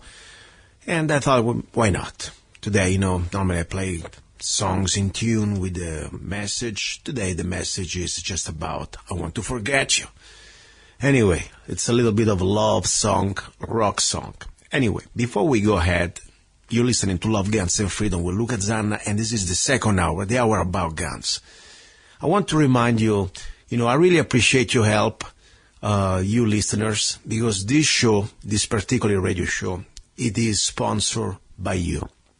And don't get me wrong, if there is a sponsor once in a while comes out, that's great. But I'm not looking for sponsors in the typical way like a commercial radio show would do. Because for me, the most important thing to deliver, it's information, unbiased information, and the truth. How can I do that? Sometimes sponsors, they want you to tell what is their version. It's okay. It's a commercial way. But, I want to be free to do whatever I want to do. I want to say whatever I believe is right. So I need your help. First of all, support the station or the stations. In this case, it's KTOX you're listening to. It's an incredible station. It gives a great opportunity of freedom of speech. It's the station, after all, who started me up on this kind of journey. So support their station, support their sponsor. And then if you want to support this specific show, it's very simple. You can download any of my songs, like, for example, this song, for just 99 cents if you go to my website, zanna.us. Doing so, even just with $1, you can really help me out to dedicate my energy to this show. That's it. Just saying, if I'm not worth the price of, a glass of water, I guess, even a coffee, I think I'm not worth listening to it. Anyway, so I want to thank you. Now, back to the show. Jim Liesen was great. I really appreciate his help. I never met the man, but I've been knowing him through this station, through this show, having him as a guest the last 2 years at least, back and forth. And I want to meet him soon. I really do. And also he's helping me out. I appreciate his help to have his feedback on my new coming book, Handgun Training for Self-Defense. And also I want to thank, another great guy, Tim Seward from, I think it's always forget, Michigan. Am I right? My God. Anyway, somewhere out there. It's a great guy. I met him through my radio show. And he's also editing my book. He's officially editing my book, too. So anyway, I want to say thank you, guys. Now, this hour is supposed to be about, of course, Second Amendment. It is. We had enough about training ideas, or at least some sort of tactical ideas for women. Now, I would like to share some ideas for everybody. Because, I'm not here as an expert or some sort of professor. I'm just a regular guy who probably knows more than the average guy, but also does some research. I do some researches, and I try to study the law. Okay, I'm not a lawyer. I'm not giving you any type of legal advice. But you don't need to be a lawyer to understand these concepts. Sometimes I see on people's trucks, or even just when I drive around properties, signs. For example, look at these signs. Notice: anyone found here at night will be found here in the morning, with a big gun pointed at you. Warning: anything I got ain't worth your life. Warning: Trespassers will be shot. Survivors will be shot again. And keep going. And the garbage keeps coming. I mean, these signs, they are for sales. You can buy for a few dollars. But the point is, you think that's a smart thing to do if you are a responsible gun owner to put a sign like that?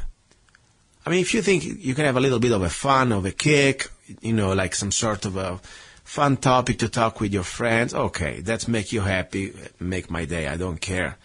But if you start to be realizing that if you ever have to use your handgun or your weapon for self-defense on your property, this is exactly the last sign you want to have. And why? Even if you live in states like Arizona, that, they are great. I mean, Arizona is the number one state for gun rights, according to Guns and Ammo. 3 years in a row, I guess, okay? I mean, the top. But still, if you have to defend your life, and you have to shoot somebody on your property, and then you find some prosecutor will start to create a case against you, that you are some sort of a gun nut. Just because of a sign like that, they could really compromise your credibility. Because after all, we don't shoot here to kill or because we enjoy killing. We shoot here because we want to defend our life and in some extreme cases also our properties. There's some very specific cases I'm not going to start to tell you now because, as I said, I'm not a lawyer. But you shoot only to defend what is the most important thing, it's life. Okay? So when you start to have signs like that, you lose a lot of credibility. And in some other states, for example, like, even mention California or New York or whatever, that sign would completely destroy everything you have and open for not just criminal prosecution, but also for civil lawsuit. So that's my friendly advice. If you like some of these signs, keep it for yourself. We don't shoot. We don't dial 911. 3:57 is our response time. I mean, what the heck are you doing, idiot? And also from a tactical point of view, If I have a bad criminal, I already said this probably a few months ago on the show, if I have a bad, serious, hardcore criminal, somebody who is resolute, it's not just the typical leech trying to steal when you're not at home, but somebody hardcore, somebody that doesn't care that you're at home. He wants your stuff. He wants to rape your wife and maybe even your children and your dog in front of you, and he loves it. A real psycho. And you give him the heads up that you may have a gun, he still laughs at you because he has a gun too. Now he knows that you have a gun, and he knows that he needs to take you off guard. So you give also away your tactical advantage of surprise. So think about it. So, and there are cases, by the way, I mean, let's say you had to go in front of a judge. I mean, I don't want to go into the specific case, but this was a case very recent that this older guy had to pull a gun out. I forgot which state. Anyway, doesn't matter. But 3 type of younger potential attackers, they were surrounding him around his car in the parking lot. And this gentleman, he pulled his gun out on the ready and told them to stop or he will shoot. That's fine. If you can justify that, it's still fine. In many states, at least in Arizona, if you can justify that they did not comply to the verbal command and you feel intimidated for your life, you escalated to the next stage. You even didn't shoot him. You just, as I said many times, you present your gun to the ready, 45 degrees, finger off the trigger, and you scream, stop or I shoot. Normally the average scumbag will run. Somebody keeps still coming at you. Now you have a justification to engage. But guess what? He got prosecuted and he's facing now a 5-year sentence for felony menacing, also called brandishing in some states. That could become a felon for a life, by the way. you will never be able to legally own a gun anymore. So why? Because this guy, unfortunately, online, he was found on some blog posting some stupid really post that completely compromises credibility about law-abiding gun owner. So not only about, you need to understand that this is a serious matter. You don't want just to be sure that whatever you post outside your home, it is not a joke, okay? Doesn't look like you are a gun nuts, like you want to just shoot people just because maybe they're making fun of you, things like that. No. But also when you post online on Facebook, on blogs, everything now is traceable. Everything now is traceable. Let's see, there is a call. Let's see what they want. Probably something going on. Let's see.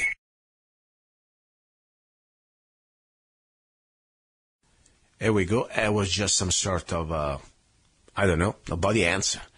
Anyway, so that's my point. By the way, somebody who wants to be on the show, I want to remind you that it's very simple.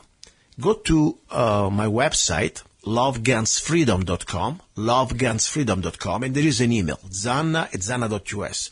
Shoot me an email and I'll send you the phone number. We have a Skype number that you can call, and I tell you, no censorship here. All I ask you to be FCC compliant. That's it. So that's the only thing I want to ask you. So anyway, that's my point. Everything you write on Facebook or any of these sites, remember, you need to be able to justify it in front of a court of law. So this is not a game. Shooting at somebody, it is not something you do lightly. I already talked to you. We don't kill. We just try to save lives. That's it. As simple as that. Okay? And if you're a gun owner, you have a responsibility. I really believe that, not just towards yourself, but also indirectly towards every gun owner. And don't get me wrong, if you do a mistake, you are the one paying the consequences. I'm not responsible for you, okay? But the point is, think about it. Sometimes it takes, unfortunately, one idiot out there we are so much under attack, to try to generalize the rest of us. And that's not the point. I really believe that. So that's what I want to tell you guys. This is very important. Now, talking about guns, I talked to you about what's going on in Cologne. I'm going to have right now in the next hour a guest from Germany that we will go in more details exactly what's happening in Germany with the Cologne situation. Germany, these massive sexual attacks, assaults on women, but even men. I mean, these people just killed in Germany a transgender or whatever, is a transsexual. I mean, for me, that's still a man. The point is they kill everybody that doesn't fit their agenda. Okay? So, I don't want you to live in paranoia. Absolutely not. But unfortunately, reality is that evil is everywhere, and now is more than ever. Because we don't have to deal just with our regular evil that, we're going to face as a nation with our own personal, regular scumbags that we have. But also now we have to think about, a new massive potential wave, what I call a fifth column. Potential people that they want to come here to harm us. And directly or indirectly, they do. Even when they come with a different social, cultural background or religious background, I tell you, you're a target if you're different from them. So this is very much important. Now, there is so much I'd like to tell you, but, I want to say, first of all, about one thing. One thing we need to start to really organize right now, especially in America, I really believe is so important, is the Committee of Safety, because we are coming to this point that the guns, to be it's like, think about the ABC. You need to learn how to speak, okay? You need to learn how, first of all, to use the letters, and then how to articulate a phrase, and then how to articulate a speech. Now, when I ask you, please train for your gun training, shotgun, rifle, whatever it is, that's just the ABC. But the final goal is to set up in every neighborhood, list me out, please, a committee of safety. I don't care where you are. I don't care if you're in Italy, in Germany, in America. Of course, in America, we have a Second Amendment right. We have more tools available to try to organize ourselves in our common defense. But even if you live in a country like, that you don't have a Second Amendment, you still need to organize and use what you have. What does it mean in few words? Few words means law-abiding citizens who understands that we're all under attack, who refuses to be victims, first of all, but more important, who refuses to see other victims happen in front of their eyes. And they will not close their windows. They will not just shut their ears and their eyes while crimes are happening. But how do you do that? You need to start to organize. You need to start to say within your family, let's start to get together, have a plan. Let's start to get together and know what's going on. Let's have a way to communicate. Let's have a basic plan if something happens. Then from your family, maybe you go through your relatives. Maybe to your people lives around your apartment block. Maybe not everybody is going to be on the same mindset. That's fine. But you need to start to have a plan. First of all, communication. Even if you don't have a weapon on you, just showing up in a very fast time, short time, it's going to be the first thing you need to do. Because cops, it's going to be always too late. So you need to have people in front of you. If something starts to happen, let's say somebody starts to break into your home, there could be a criminal, could be an illegal alien, could be, whatever. Could be a government criminal. Doesn't matter. You need to have people showing up. First of all, you want witnesses. Normally, evil disappear in front of witnesses. It's like you point a spotlight at them and they run. But then more specifically, you need to start to organize this, what really the Committee of Safety, in America were established throughout the colonial America. And really during the American Revolution had a big influence, a big part of what happened. And they started to appear exactly in 1760s. And what happened? They wanted to discuss the concern of their time, and every male adult in the community was part of the local militia, and they were under the control of the committees. Now, you know what? We need everybody. We don't need just the men. We need men, women, whatever. Okay? So we need to get, first of all, this committee that we understand the basics of what's happening, and we need to start to, if you live in America, for example, we need to start to have one basic rule of law, that is our U.S. Constitution and Bill of Rights. That's number one. And if you are in another country, find whatever is your law of the land. But more important, we have a law that belongs to every human being. It's self-preservation of life and property. Don't forget property. Your property, it's the principal cornerstone of freedom. You know very well. So, somebody's trying to break down your life, destroy your life, and also destroy your property. We need to get together as human beings. Create these committees of safety. And I don't want to go too much specific. I will do a show just about that. So, and I will do, especially for the American people, for my American listeners, where I live. I'm an American, and I think it's a very important tradition, and not just a tradition, it's a reality that we need to start to reinforce, to reuse. But everywhere you are around the world, get together as brothers and sisters, exchange phone numbers, have a way to communication. Cell phone maybe not be enough. Create a network with the walkie-talkie or CB radios or whatever way you can. And have always a group, at least 5-6 people you can count each other. You like each other, at least you share the same vision, and you, in case you need, you will be there for each other. And start to increase these groups and create smaller groups that communicate with each other. Because tomorrow could be happening to a new level. Could be happening that maybe the government is going to confiscate your properties to redistribute for the common good. Think about these bastards, globalists, socialists, New World Order leeches. That's what they're doing. And already started this in Germany. Already started this in Italy. In Germany, they're kicking people out of their apartments to give it out to other people. That's wrong. That's wrong. So that's all I'm saying, my friends. Be ready for our number 3, the final hour. And all I want to say, thank you for listening. And I appreciate people from around the world. I didn't know when I started this show I thought it was going to be a little local radio station. Of course, KTOX 1340 AM, great station. I like them very much. I appreciate the opportunity, but I thought it was going to be a little local station. Then, through the internet, and YouTube, and of course my Spreaker channel, I realized, I look at the stats, how many listeners of you are from completely other part of the world. And it humbled me. It humbled me. And I really appreciate your help to promote the show. Because this is not about me, it's about the message. We need to really try to share this with humanity, because at the end of the day, we are all under attack. Okay? So, be ready. Don't forget to go to zanna.us or zannaart.com, and you can support my show. You will see that with just 99 cents. You're listening to Love, Guns, and Freedom with Luca Zanna. Don't go away.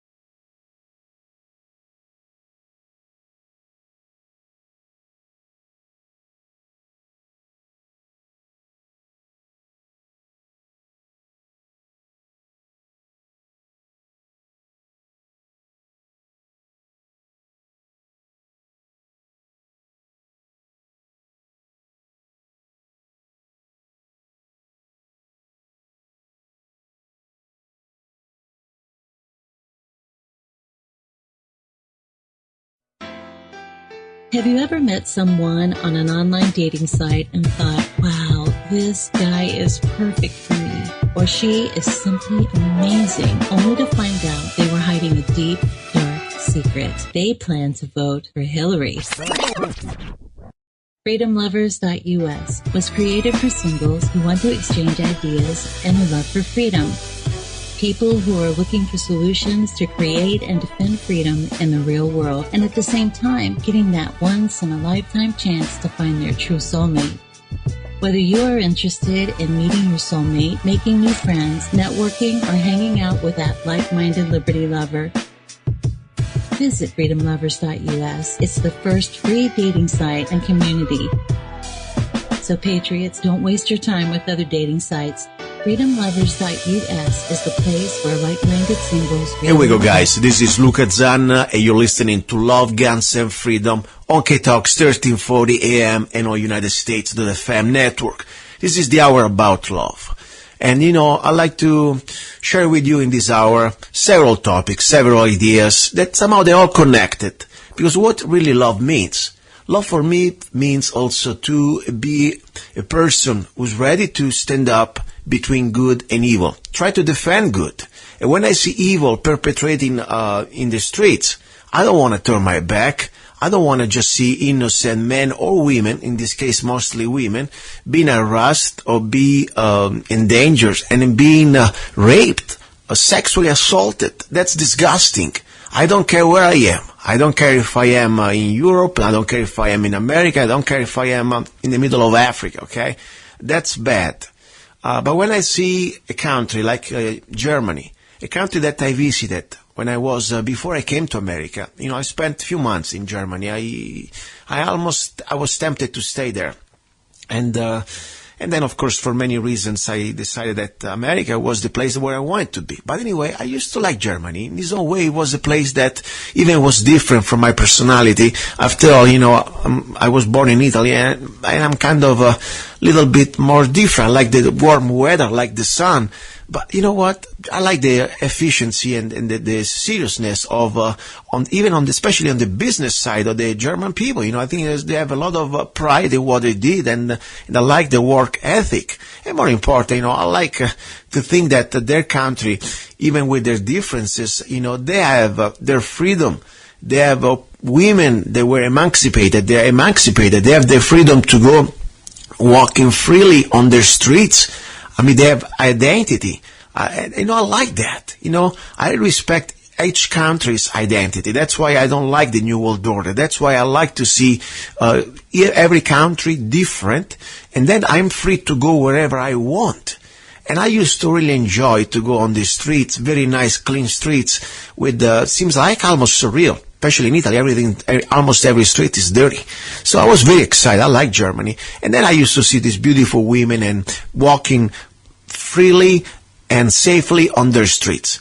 And I thought, that's great. That's the way it should be. Now, this is 18 years later after I start to see, unfortunately, the Italy and the Germany and the Europe that I left, it's another reality. And after we've been talking on the show about this planned invasion of these refugees that they use as pawn soldiers, as pawns.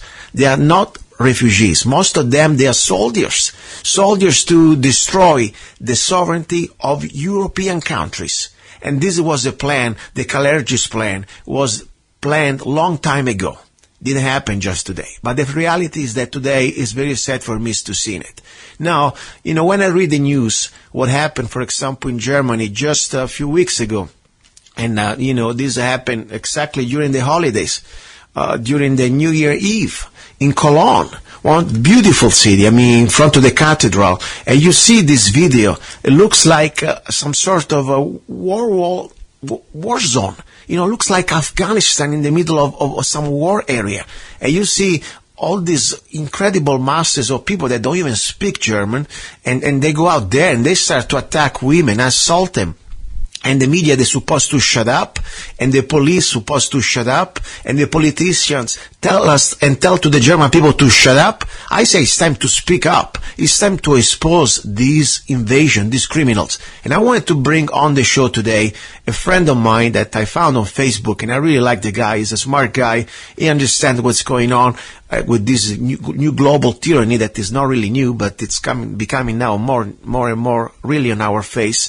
And I want to verify what I've seen on the news, because I'd like to verify what's going on. And I hope to hear some good news when it comes down to the German people to really waking up and ready to stand up for their rights, for the women. His name is Jorg. Jorg, are you there? Hello, Luca. Yes, I'm here. Okay, I hope my rant did not put you at sleep. And I wanted just to say, first of all, Happy New Year, even if a little bit of delay, but, we didn't talk in a while. Last time we talked, we were talking exactly when this invasion of the Syrian refugees was in the middle of starting. And, your Chancellor Merkel, I call her a political whore. And the bottom line is that she's a sold-out puppet to the New World Order, and she's destroying, like many other European politicians, every European country is letting this invasion going through. Now, please, first of all, tell us any updates since the last time we talked, how things are going. First, let me say thank you for the kindly words you spoke about Germany and our people. It's not anymore so clean here on our streets like you have known it from your time. You have been here. Wow. Things here are not gonna be happen positive since our last talk. The opposite is more the case. Like you can see it from your mother country in Italy. You can say. I try to explain the situation here in Germany from my view of point. Get guess, I would say, well, look, of course, I had heard about what you're asking me. It was a really big shock for all of our citizens. Nobody ever has thought that something like this would be happens to us. But the whole mainstream media needed 4 days to report about these crimes. Media and politicians tried at once to blur the truth, and they still do it furthermore. The first pictures and short films, it was possible to see it on YouTube, but they were deleted all at once by YouTube. It was a totally organized meeting there in Cologne, and the other cities like Hamburg, Frankfurt, and Stuttgart. Cologne was not the only one. Yeah, and this is an absolutely proven thing that it was a completely organized meeting. Wow, so it was organized. I didn't know that. I mean, I'm sure that must have some sort of organization, but there were a lot of people. I mean, in Cologne, I thought at least like almost 1,000 people, you think? It's between 1,000 and 1,500. Wow. The reports are different. And, did you notice any police activity? I didn't see in these videos, I didn't see any type of police trying to stop any of these sexual assault. I mean, if you were doing something like that to a German woman, to any woman, going there and grab her genitals in front of everybody, or touch her breast, or try to rip her off of her shirt, you would have been arrested immediately. I didn't see any arrest. Did you see any arrest? No, it has given no really one arrest. Wow. Yeah? Wow. They were... it was noticed from some of the refugees, but an arrest it hasn't given. No. But let me see furthermore. Oh no, just no problem. Can you remind our listeners exactly in which town of Germany you're located? I'm located in Hamburg. Hamburg. How far from Cologne? I'm just curious. It's now it's real about 400, or you can see in English 300 miles away from Cologne. Okay. But we have the same thing here, like in Cologne, but not in that much. Here it has been to about 300 or 400 people. Wow. So it was not so big as in Cologne. But this reminds me to the mass rapes in Egypt at Tahrir Place a few years ago. Lots of us say the same. In Cologne, there have been gathered boys in the age between 20 and 35 years from Arabia and North Africa, mostly, for sexual harassments to women. I know about 2 proven rapes in Cologne that night. One of them was a female police officer. She was undercover there. And so it was not really a mass rape in Cologne, but they've touched the women very massive and had stolen from lots of women their purses and phones. When one group of young girls refused these men's advances, their boyfriends were beaten up. One girl who fought of an attacker ended up in hospital with a broken nose and deep cuts in her nose. He was lucky. He was lucky that he made it alive. I mean, seriously, because I heard stories, for example, in Denmark, a girlfriend and a boyfriend, and the boyfriend almost died, and the girl almost lost her vision because she was beaten with chains in her eyes. I mean, this is real stuff, this is real stuff. And please go ahead, continue. Only in Cologne, the police got in the last days around 700 notifications about the crimes. Wow. Police got the instruction for politics, and that's absolutely obviously, not to report the truth about the cases. You really get better information today about all these happenings from other country reports, but not from our own media. Refugees nearly can do what they want here.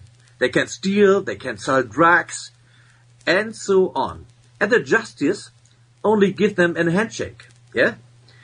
The places inside and outside of the railway stations in all towns are best observed places by many cameras. But what a surprise! You don't get any single pic or film in media or TV from them. That makes very thoughtful. And it really looks like that this was a totally planned story, because it was several towns the same doing. Yeah, it was really the same doing by them. And lots of us are thinking that police and politicians had known this before. Yeah.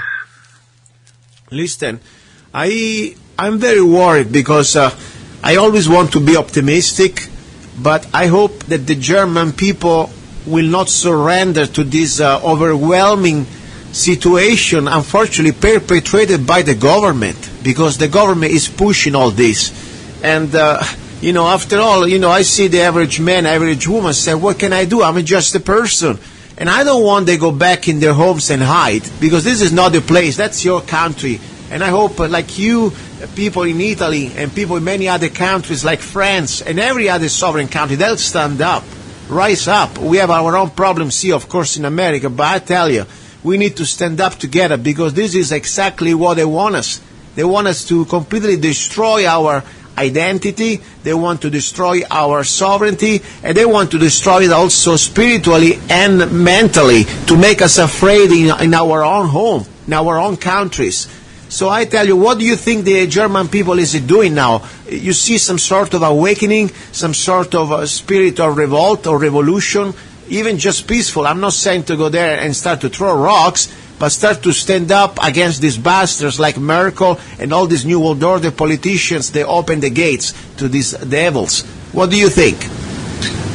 How it's going on here? Let me see. It becomes more and more horrible, really. The invaders, and it's nothing like this. There are coming in our country daily around 3,000 people. That's nearly 100,000 in 12 months. Wow. But like I've heard, for example, there's no more free sports hall. All are filled with refugees. Lots of parents took their kids out of school because they have fear. Yeah. Nearly daily we got from the news that kids all over Germany being raped. Oh my God. They don't even stop to an 80 years old lady. I've known this from here in my neighborhood. In swimming halls, they touch the girls and try to do more. It's unbelievable, really. A few days ago, 300 guys of them tried to attack a discotheque in the near of Munich. It gives more and more civil militia here. They are grown up instantly at the moment. They're rising up daily, because the people see that police cannot really protect them. At Reeperbahn, St. Pauli, in Hamburg, one of the world's most well-known places. The bouncer and pimps are cleaning the streets now from aggressive refugees. Soccer hooligans and rockers from Hells Angels and other gangs coming together to plan how to resolve the problem. Only the less of our citizens are really armed, you know what I mean. Mm-hmm. You know what scares me a little bit, almost, that this is being planned, okay?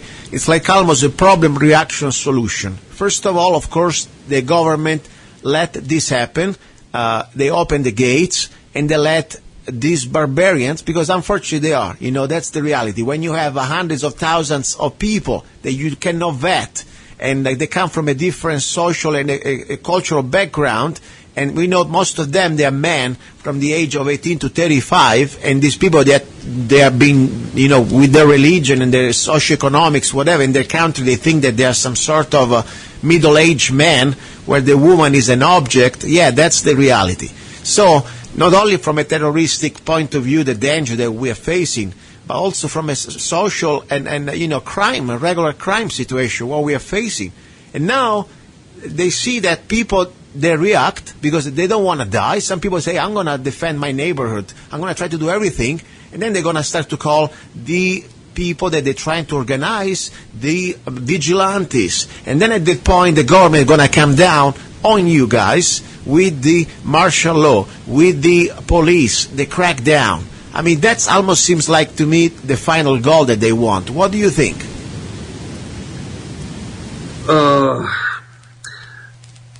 The problem is, if refugees were getting be armed here, and this will happen, like you remember the story about the founding containers in Greek or in Italy, that it was surely shown that this was aid help with the address to Germany, and this was full of containers with weapons. So I don't want to know how many of these containers are still here in Germany now. Yeah. So, and lots of us know that New Year's was just a test. Yeah. There will follow another story that I'm pretty sure. The plan you can see is to create civil war. There's absolutely no doubt. Yeah. And since the New Year's Eve disaster, the people are now really awakened here and very angry about this whole situation. Not to all refugees, because lots of us know very well that they are just a tool for our government to create the trouble. Many of popular people like authors, journalists, or former politicians call for impeachment of Merkel if she doesn't change the direction. In my opinion, she will not stay for so much longer time here. In her own party, there are lots against her way of open gates for all refugees. But Merkel is not really the problem.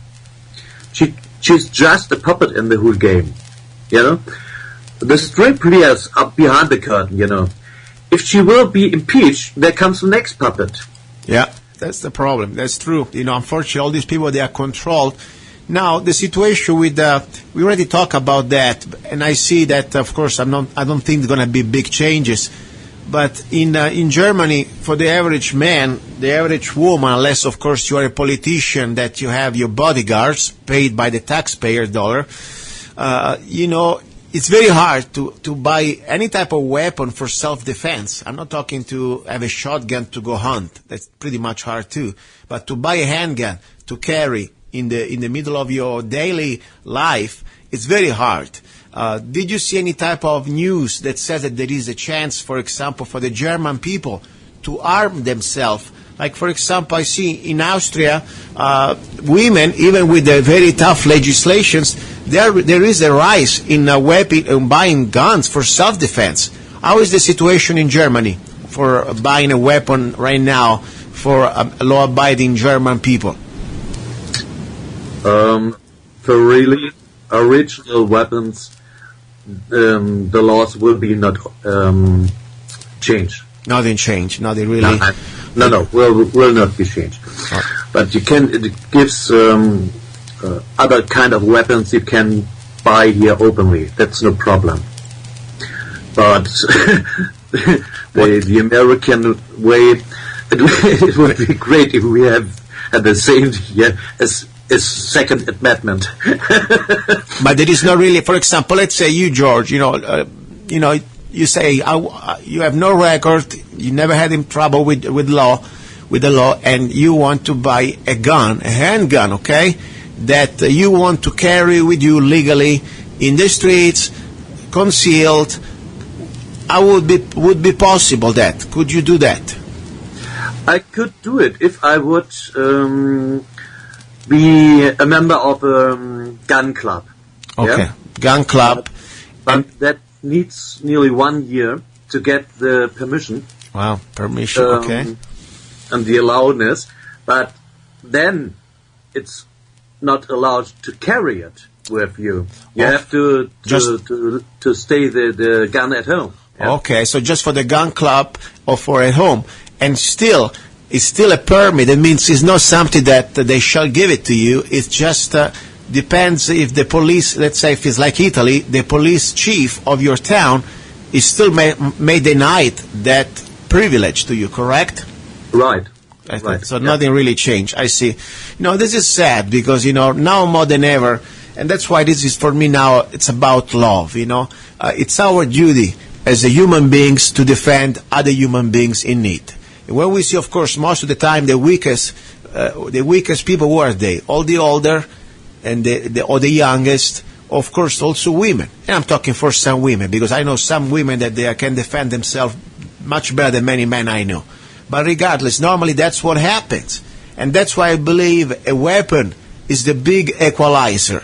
That's the weapon that is going to give the same type of opportunity to, let's say, an older man to stand up against a younger piece of crap that is double his size, or for a young ladies, for example, let's say a 100-pound lady, to have a chance to defend herself against some animal, that is double her size or more. So that's why it's so sad to see the rest of the world, many countries, that they don't have that right, and it's still a privilege. And now more than ever, they deserve and they need that right.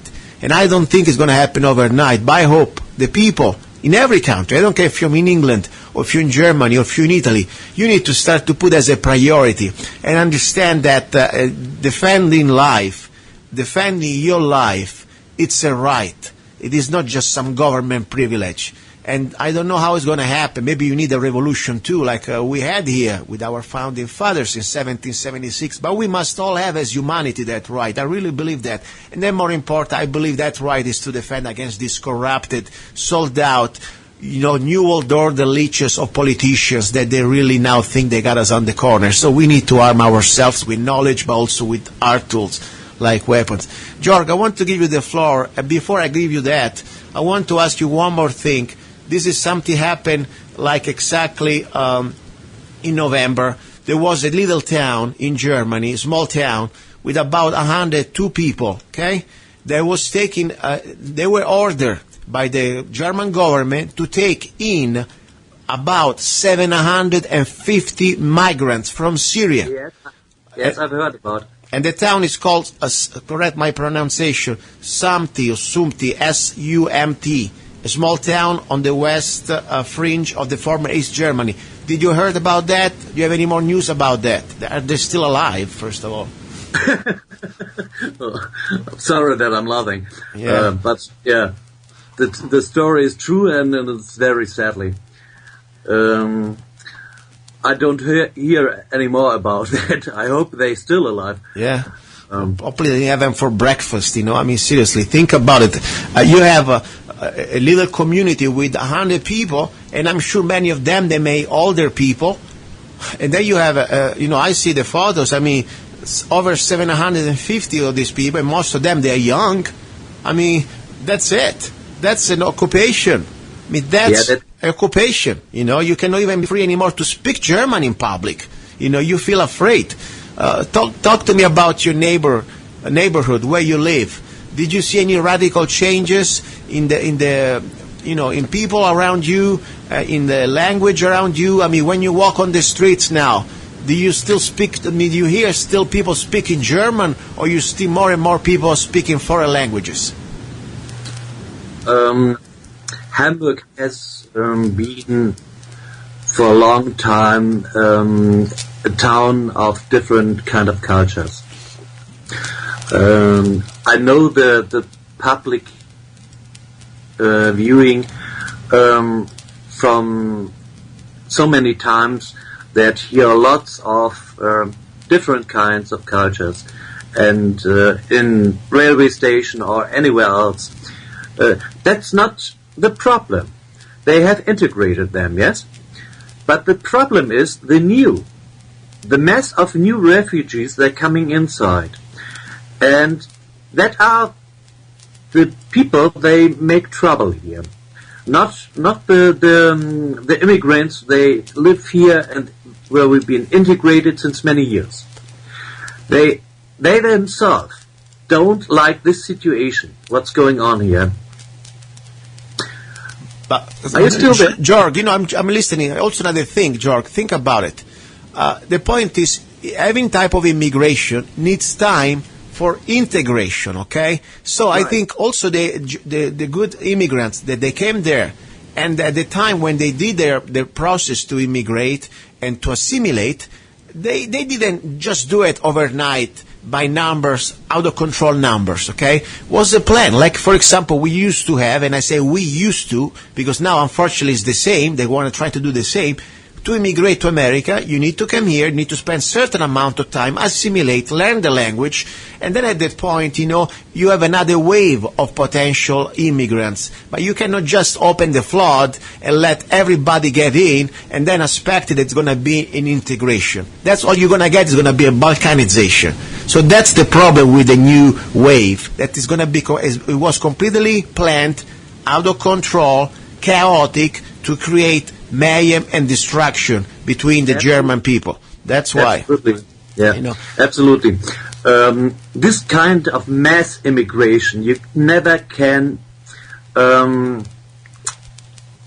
get in integration. You cannot make an integration with such an amount of new people. It's unimpossible. No, I lost my... It's okay. That's okay. That's what I want, Jorg. That's exactly by design. These politicians, they maybe seem stupid, and they are, some of them, but they're following orders that they are well planned. And the plan is to destroy in the next 20 years every sovereignty left in Europe, to create a new mud race. That's not me talking. There was Mr. Kalergi, this New World Order scam from the 1930s, who wrote a book about it, how to destroy the sovereignty of each European nation, leading completely a no-control flux of migration from northern Africa and from these third world countries to Europe. That was their plan. That's the New World Order plan, like they try to do to America. My only thing I can say right now, I pray, first of all, for the people of Germany, for the people of Europe, to take a stand, to unite. Regardless where they stand on some political issue, they need to, first of all, defend the sovereignty of your own countries, of their countries. Number one, we all together as human beings, as free human beings, we will stand up for our sovereignty, no matter where we are. And I pray that the women in your country, they're going to find enough good men to stand up, and regardless you have weapons or not, you know what, at that point you do what you can, even if you have to use your fangs, if you have to use, a brick, when somebody's trying to harm another human being, you do everything you can to stop these bastards. That's my goal. And I'm not advocating for violence, I'm just advocating for self-preservation and dignity. So nobody needs to assault anybody here. Okay, so that's the bottom line. And these bastards, if they need to go to have some sex, I think there's still some part of Europe like Amsterdam, you can pay for a prostitute, and even in Germany there are good areas you can pay for women if you can afford it. Okay. Anyway, I want to give you the floor. You can say whatever you want. The last 3 minutes, my friend. I wanna to tell a small story. What happens a few weeks ago here in Germany. Go ahead, there please. Was I don't know if you remember. There was a soccer friendship game between Netherlands and Germany. Mm-hmm. Yeah. Do you have heard about? No, go ahead. Okay. Officials call out a terror alarming this night a few hours before, and the game was stopped before starting. Later it was able to recognize the true reason. Yeah. There have been many of fans who had lots of great posters with a Merkel go out message. And Merkel normally wanted to stay there with other politicians this night to watch the game. Logical that she doesn't want to see it in live transferred game on TV in whole Europe. So that game was stopped. This is our true democratic way. One town in East Germany is searching people as police helpers, because half of the police were has cancelled their jobs to found an underground resistance. This is just ready. I just read it yesterday from an independent newsletter, and it's a proven thing. It's in East Germany. It's Leipzig called the town. So you can see this is here's something going on. It's a demographic suicide, really. Yeah, no, I understand. This is terrible. And a psychological warfare. There are not really good news from here, Luca. I know. At least I still want to see. There is a little proverb or expression: "Till there is life, there is hope," and till there is a little bit of blood in our veins, we will do everything we can to expose these bastards and to defeat them. That's our duty. That's our duty. And I hope more and more people in Europe will wake up and we start to see the light, because we need to have everybody here.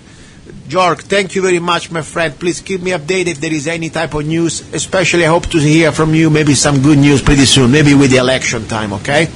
I want to say at the end, my friend. Go ahead. Best regards and wishes to all and all listeners from Love, Guns and Freedom in Arizona and other places, yes? Yes. Perfect. Thank you, Jorg. Keep us posted, okay? Okay, my friend. Nice to be here. Thank you, thank you. And that was Jorg from Germany. Now, a little bit of a break, a little bit of music, and then we're going to have some more news. And, we got to really think about it. I want to use every second of the show to try to spread like a message, like a wake-up call. What we are facing right now, we never really faced it before at this type of global scale. We've been invaded. They try to rape us in our soul, in our pockets, and in our body too. Okay? And this is the plan. So it's as an act of love. I'm trying to wake up everybody I can, even with my little humble radio show. And I hope we can somehow realize that this is not just an American problem, but it's a problem happening everywhere. And we need everybody. Now, don't go away. You're listening to Love, Guns and Freedom with Luca Zanna.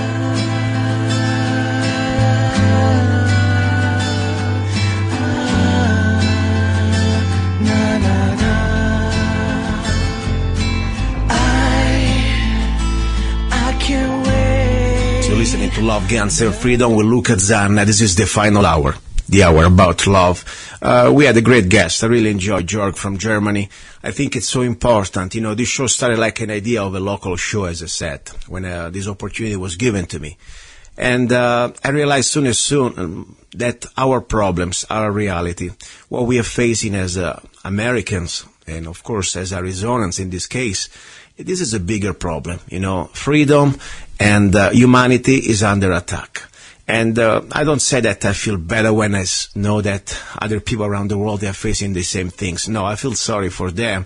But at the same time, I think we can use this as an excuse, as an opportunity to unite as human beings from around the world to, first of all, bond with each other, because it's important to find each other. This is also the purpose of the show, to find like-minded people that somehow, thanks to the events, thanks to friends, thanks to God, I believe in God, we had a chance to wake up. And maybe now at this point, since we know a little bit, I don't say we know it all, but we know a little more than before, I believe it's our duty to share this knowledge. And also another important part of the show, it is for me to empower, to inspire regular people to do extraordinary things. Yes, I had a great guest, I had a famous activist, I have movie producers, we have politicians, whatever you want to say. But at the end, you know very well, for me the most important guest that I have is the regular person that normally, just a regular man or regular woman trying to do their life, take care of their families, work. At the same time, in the little spare time they have, they try to do everything they can to try to wake up the rest of us. That's the key. That's the only way we're going to take it back. Now, I talked to you before during the first part of the hour. I've been sick the last weekend. The last week has been terrible. And I really believe that, unfortunately, I associate this situation with what's going on in our skies. We have proofs and evidence that the government, in this case the federal government, has been testing on civilians without our consent, germs, chemicals, and many other things. In Mojave County, we know very well the Mojave Downwinders. They've been experimenting nukes, and people died.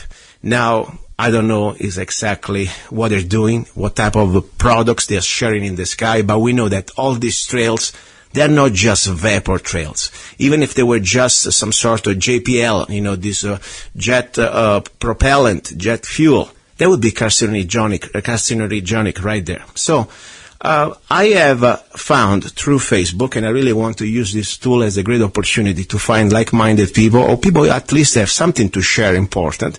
A great lady from Arizona, exactly Peoria.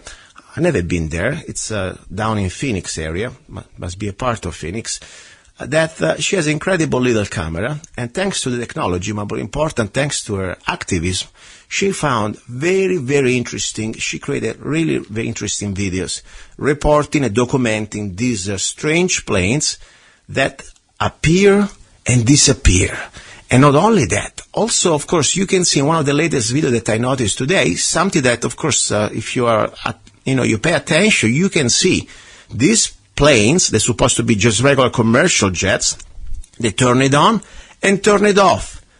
For all the people out there still believe that this is just condensation vapor, wake up. Don't be an arrogant bastard, because, unfortunately, your arrogance is going to make us pay also to us. Now, before I get too excited, when I get excited, my English goes to hell, and I start to get kind of emotional. Let me bring the lady in, because I think she's much better than me also explaining what's going on. Okay, her name is Charity. Charity, are you there? I am. Nice to meet you, Charity. How are you, first of all? I'm well, thank you. Thank you very much for your time. I know that, you're a family mom and you got a lot of things going on, but I want to thank you for your activism, and I want to thank you, of course, for your videos. But before we go ahead, tell us a little bit about you. What do you know about this situation called weather modification / chemtrails, and when did you wake up? Because at some points we were all ignorant, and we thought that we were just seeing regular planes. What happened to you? How did you wake up? Right. Well, between 2008 and 2009, I distinctly remember waiting in the carpool line to pick up my kids from school, and I had watched several aircraft flying overhead and who were making what looked like hopscotch to me, or a hatch-stitch grid in the sky. And I thought that was so weird, because I had never noticed anything like that before, and I just kept watching, and it seemed like some of the trails were big and some of them were small, but in the end, by the time my kids came to the car, they had expanded, and I thought that was just so strange. So when I had come home from school, I brought the kids home, I had Googled lines in the sky, and it just came up with the typical, condensation trail, and that was that. I felt satisfied. I had read, several things about condensation trails and what conditions are supposed to be present for that and blah, blah, blah.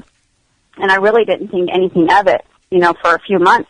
But I just kept looking, and I started noticing them more and more and more.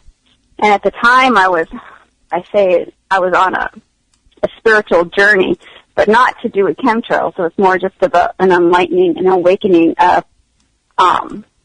what's going on with the global agenda and the powers that be and the whole New World Order. That was all just coming into my life and new information, and I was going through that, and in that process I was listening to this radio show host, Alex Jones, and he was talking about chemtrails, and I thought, what the heck? And he so annoyed me for some reason. I thought, this guy, he was right, ironically, on this, but he just so annoyed me that it sent me on a personal quest to try and disprove him. So I started going through contrail science, which is then coined con with a hyphen trail, which is accurate. And also at the same time I was researching chemtrails, because I thought to not have a biased opinion, you really need to explore both. So I would kind of go back and forth between reading about it on both sides, watching videos on it, and then I would go outside and I would just watch. Well, at the same time, my daughter, I was having to pick her up early from school because she was getting this crazy, severe drainage from her sinuses. It would just run like a river. Wow. And there was no explanation for it. We would take her to the doctor, to our naturopath, It was very frustrating. She would miss several days of school just because she was just draining so severely. And like I said, at the same time, I was watching these, and doing some research on what was going on in the sky.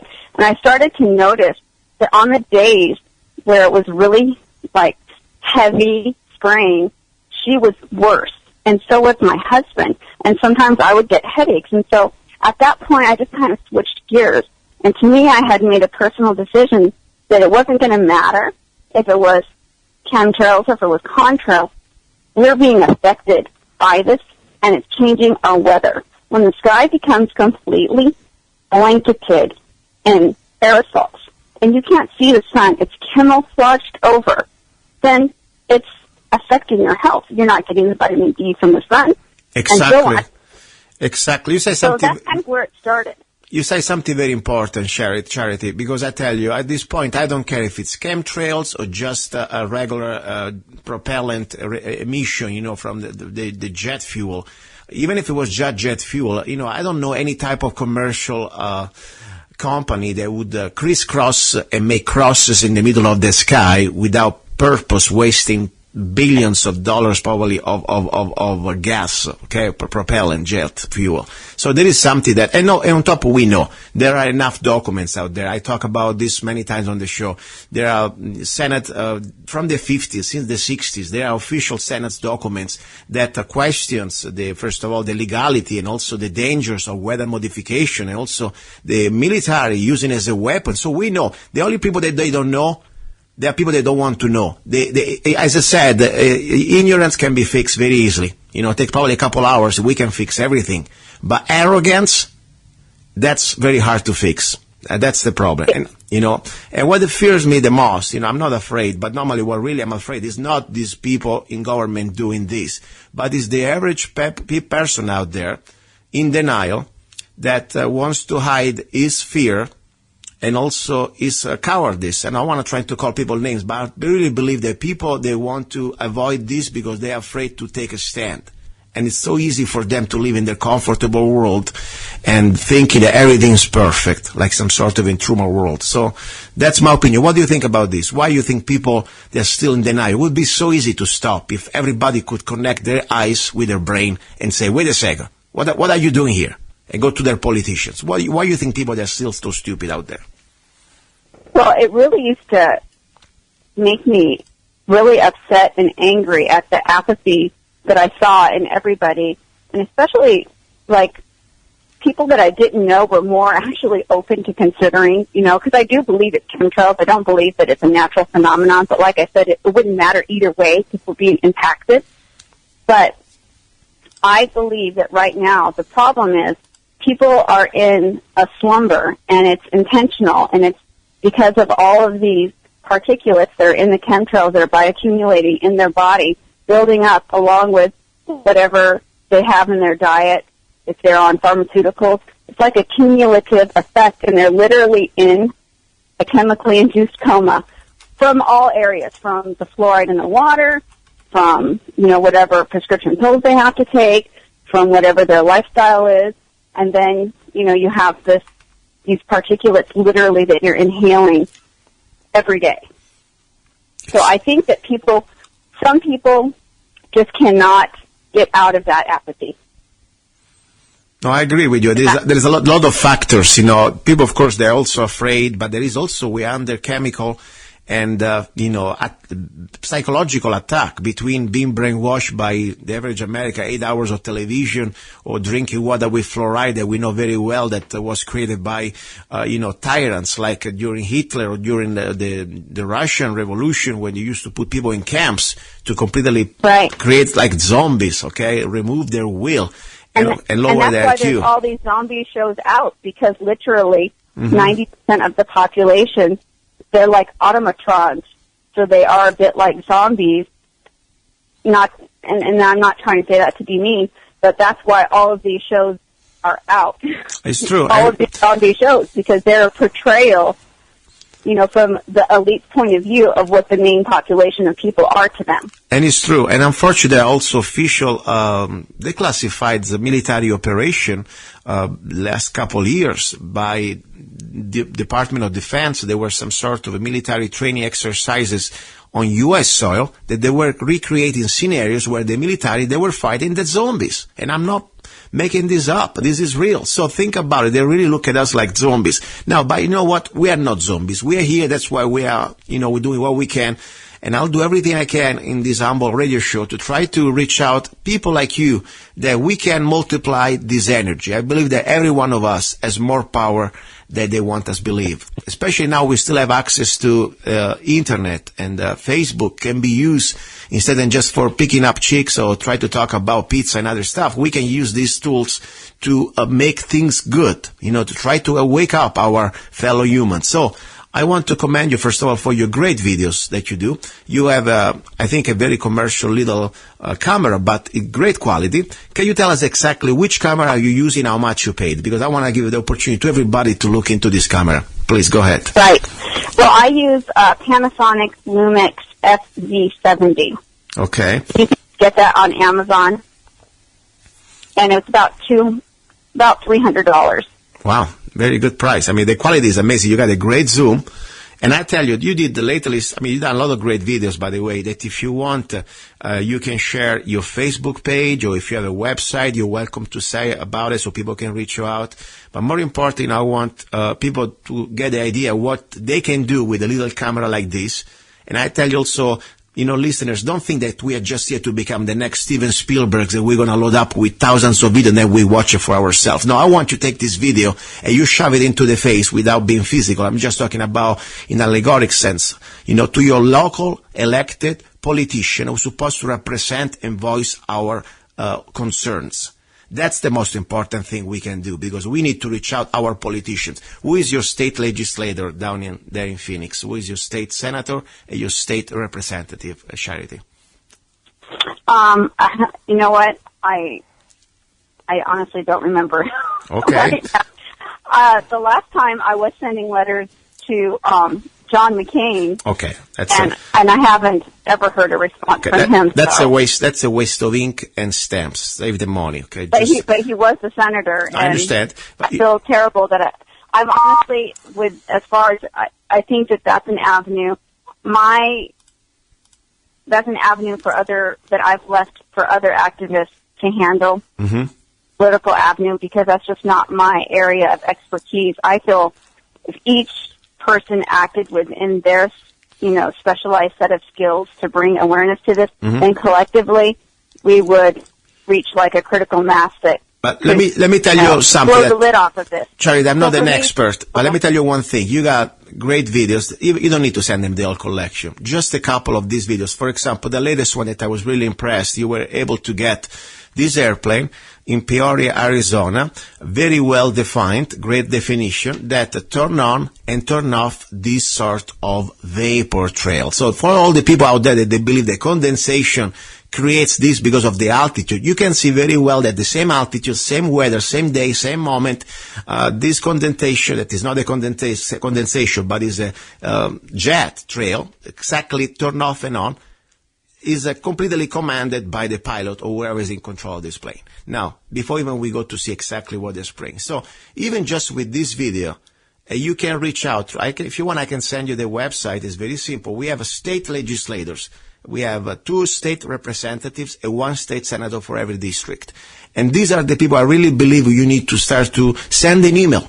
Like you put them on Facebook, send them an email and ask questions. Because if you have thousands of people in Arizona doing the same, these politicians that we know they are very well afraid to even talk about these things, they cannot come back anymore to this district, because we're going to still hear, and we are the majority now, and we know the truth, and we demand answers. So please, I don't say that you got to do all this, but if you can, that's the purpose of the video. I would do something with that information if you share it with me. Yes, I will do that. I'll send you, the website.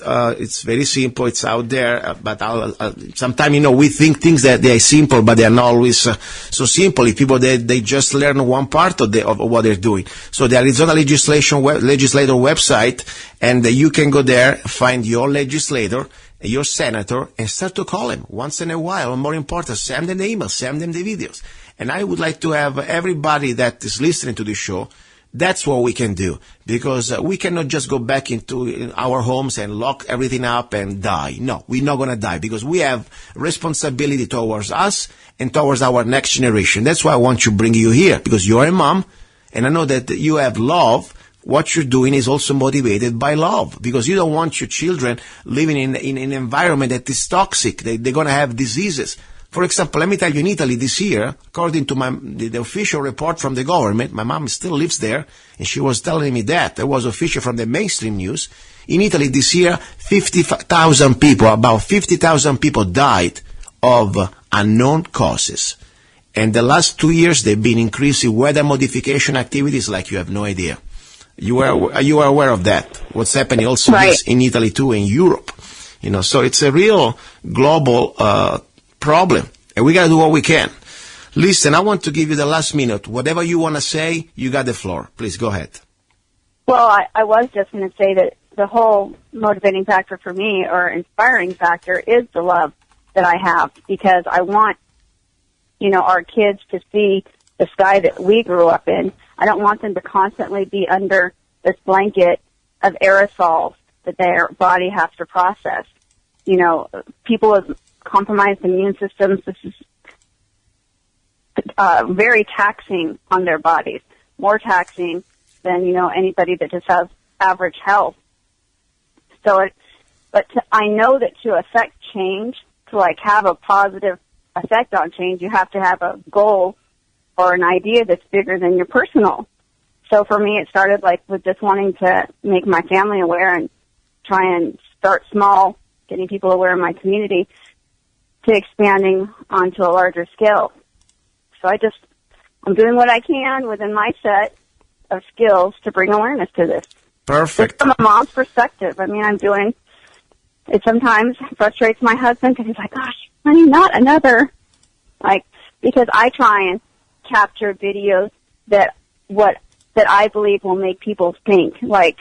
They'll see something that will defy an explanation given by contrail science that will say, oh, well, that's just a contrail. Well, then explain how it turns on and off.